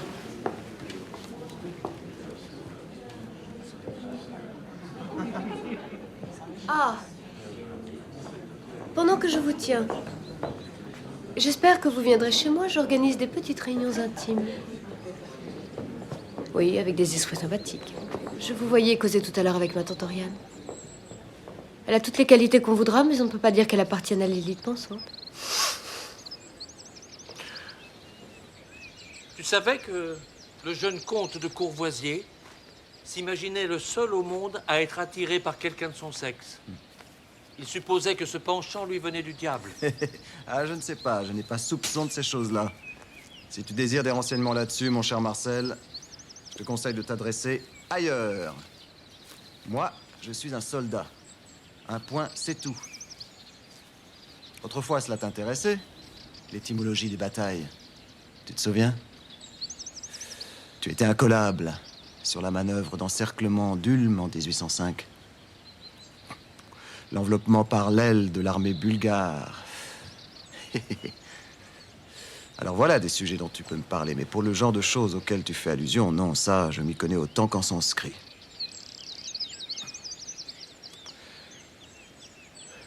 Oh, tu m'écoutes? Oh, Rachel va dire des vers d'Alfred de Musset. Venez, venez, c'est délicieux. Venez, venez. Il faut que l'on se voie, j'ai des choses à te dire. Mais si elle n'est pas morte, comment se fait-il qu'on ne la voit plus jamais, ni son mari non plus? Mais je te dirais que c'est parce qu'ils sont vieux et à cet âge, on ne sort plus. La comtesse d'Arpajon est morte il y a 1 an d'une longue maladie. Et la marquise d'Arpajon est aussi morte depuis, très vite, d'une maladie insignifiante. Mais dites-moi, qui est cette jeune fille qui s'avance avec tant de grâce? Vous vous moquez, ma chère. Mais c'est la fille de Robert de Saint-Loup. Je trouve qu'elle a l'allure d'une guermantes. Elle tient malheureusement beaucoup de sa mère et de sa grand-mère, Madame de Forcheville. Elle rêve déjà de lui faire un beau mariage pour affermir leur place dans le monde.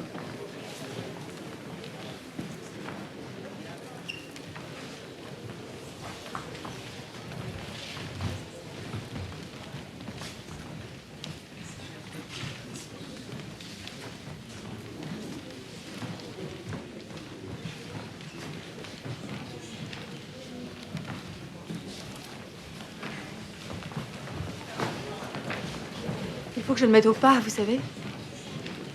Si je le laissais faire, il me séquestrerait. C'est un vrai tyran avec moi. J'ai réussi à lui arracher quelques fêtes, mais seulement en matinée, et à condition que ce ne soit pas des balles. Mais vous imaginez, j'ai l'impression qu'il devient fou. Remarquez, c'est un peu dans la famille. Quand je pense à son frère, j'en ai des frissons. Moi, vous me connaissez, je ne suis pas du genre à me laisser marcher sur les pieds. C'est bien ça qui m'agace. J'adore ma liberté, et je n'ai de grands amours que pour des hommes qui sont terriblement jaloux de moi. Vous qui écrivez, vous devez comprendre cette étrangeté de caractère. Enfin, je parle pas de Monsieur de Forcheville, qui était un médiocre, et moi, je ne puis aimer que des gens intelligents. Mais de Monsieur Swann, qui était si profond, si séduisant. Et Monsieur de Bréauté, avec qui j'ai vécu 2 années d'amour fou. Hannibal, qu'on appelait Babal. Vous l'avez connu? C'est la même chose, s'il avait pu me cloîtrer. Et Rachel va dire quelques vers d'Alfred de Musset. Monsieur votre oncle est occupé, il faudrait que vous repassiez un peu plus tard. Allez bien.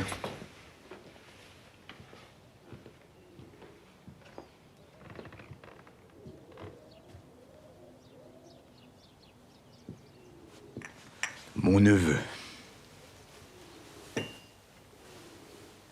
Mes hommages. Mes hommages? Mais comme il est charmant. C'est fou ce qui ressemble à sa mère. Vous n'avez vu ma sœur qu'en photographie? Oh, mais je vous demande pardon, mon ami. Je l'ai vu dans votre escalier quand vous étiez malade l'année dernière. Je l'ai vu que le temps d'un éclair, mais votre escalier est bien noir. Mais cela m'a suffi pour l'admirer. Ce petit jeune homme a ses beaux yeux. Et aussi ça. Il ressemble surtout à son père, avec peut-être le menton de ma pauvre mère. Vous connaissez les loukoums? Ceux-là me viennent directement d'Istanbul. Et j'en offre à tous mes amis. Faites votre choix. Vous avez la menthe, la rose, l'essence de serre et la pistache. Merci. Attention, ça colle aux dents. Oh, ne soyez pas grognon, mon ami. Je suis ravie de faire la connaissance de votre neveu. Vous savez que j'ai connu votre père? Il a été tellement bon pour moi, tellement exquis. Bon. Cette fois, il est temps que tu retournes travailler.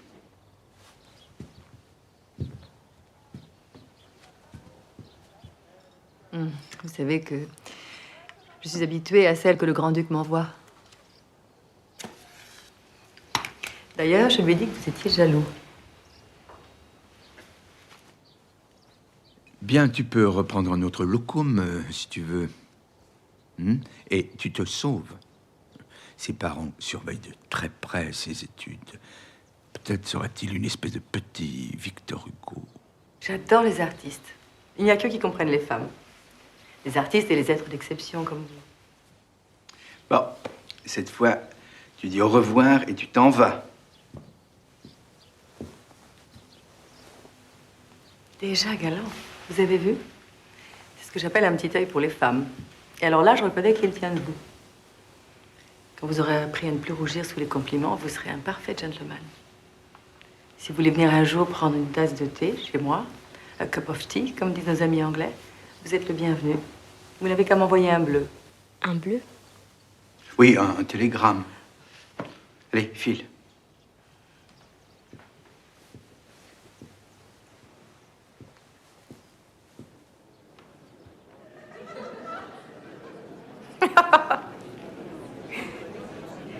Mais vous avez un accent anglais? Je suis américaine.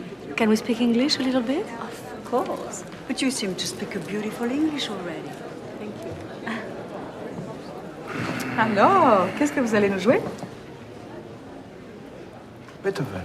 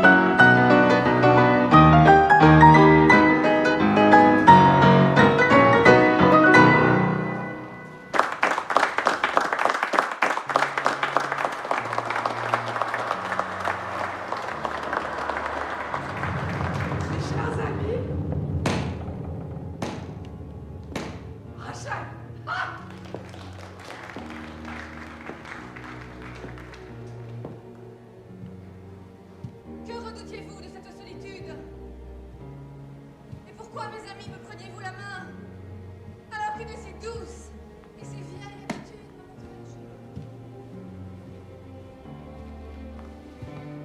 Que sont-ils devenus? Les chagrins de ma vie. C'est un petit salon réservé pour les familiers. Je vous confie cette clé. Vous me la rendrez tout à l'heure.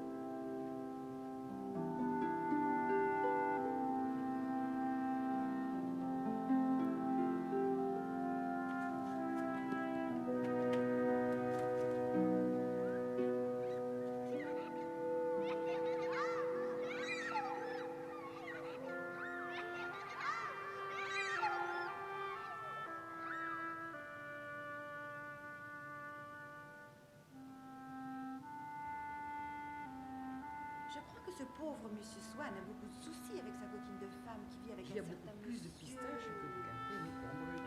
C'est vrai, tu as raison. Cette chair à la photo, il va faire bien sûr. Vous n'aimez plus cette femme.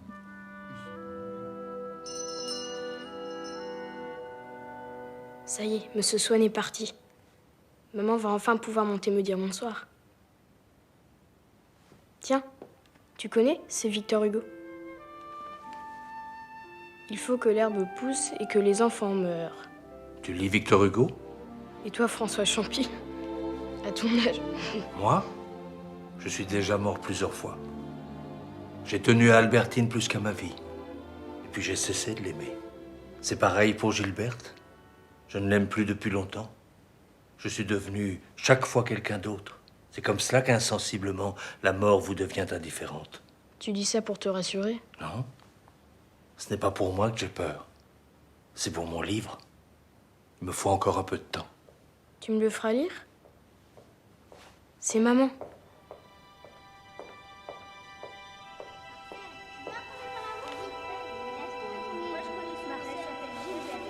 On va s'amuser.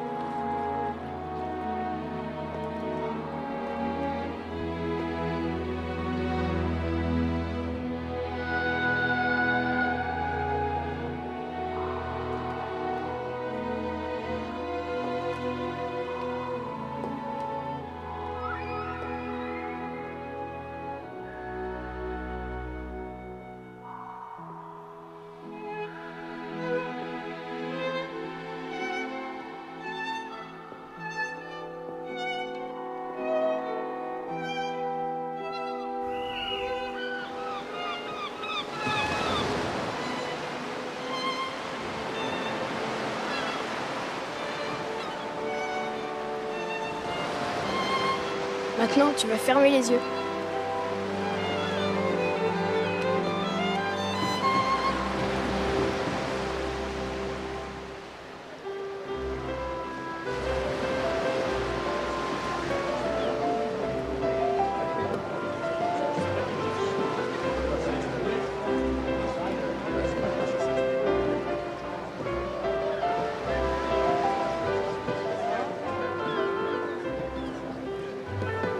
Qu'est-ce que je vous sers, monsieur?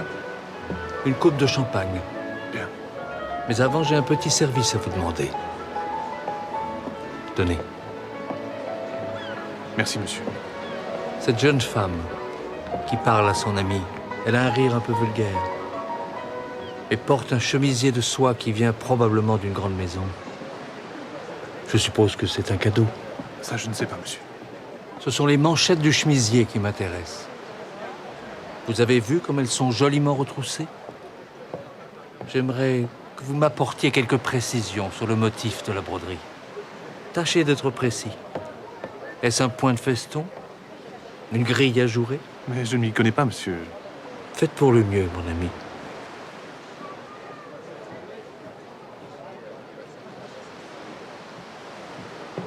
Le jour où le sculpteur Salvini mourut, il lui fut accordé, comme au reste des mortels, le temps de parcourir tous les lieux et les instants de sa vie sur Terre. Le sculpteur refusa cette grâce.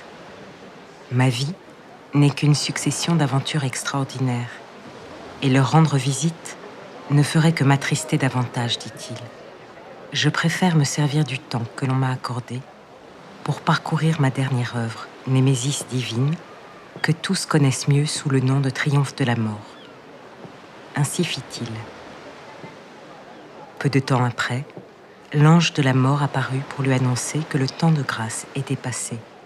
« Il y a un paradoxe dans tout cela », s'exclama Salvini.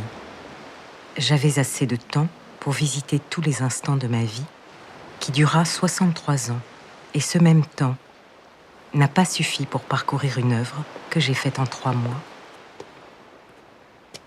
Dans cette œuvre, il y a toute ta vie, et la vie de tous les hommes, répondit l'ange de la mort. Pour la parcourir, il t'aurait fallu une éternité.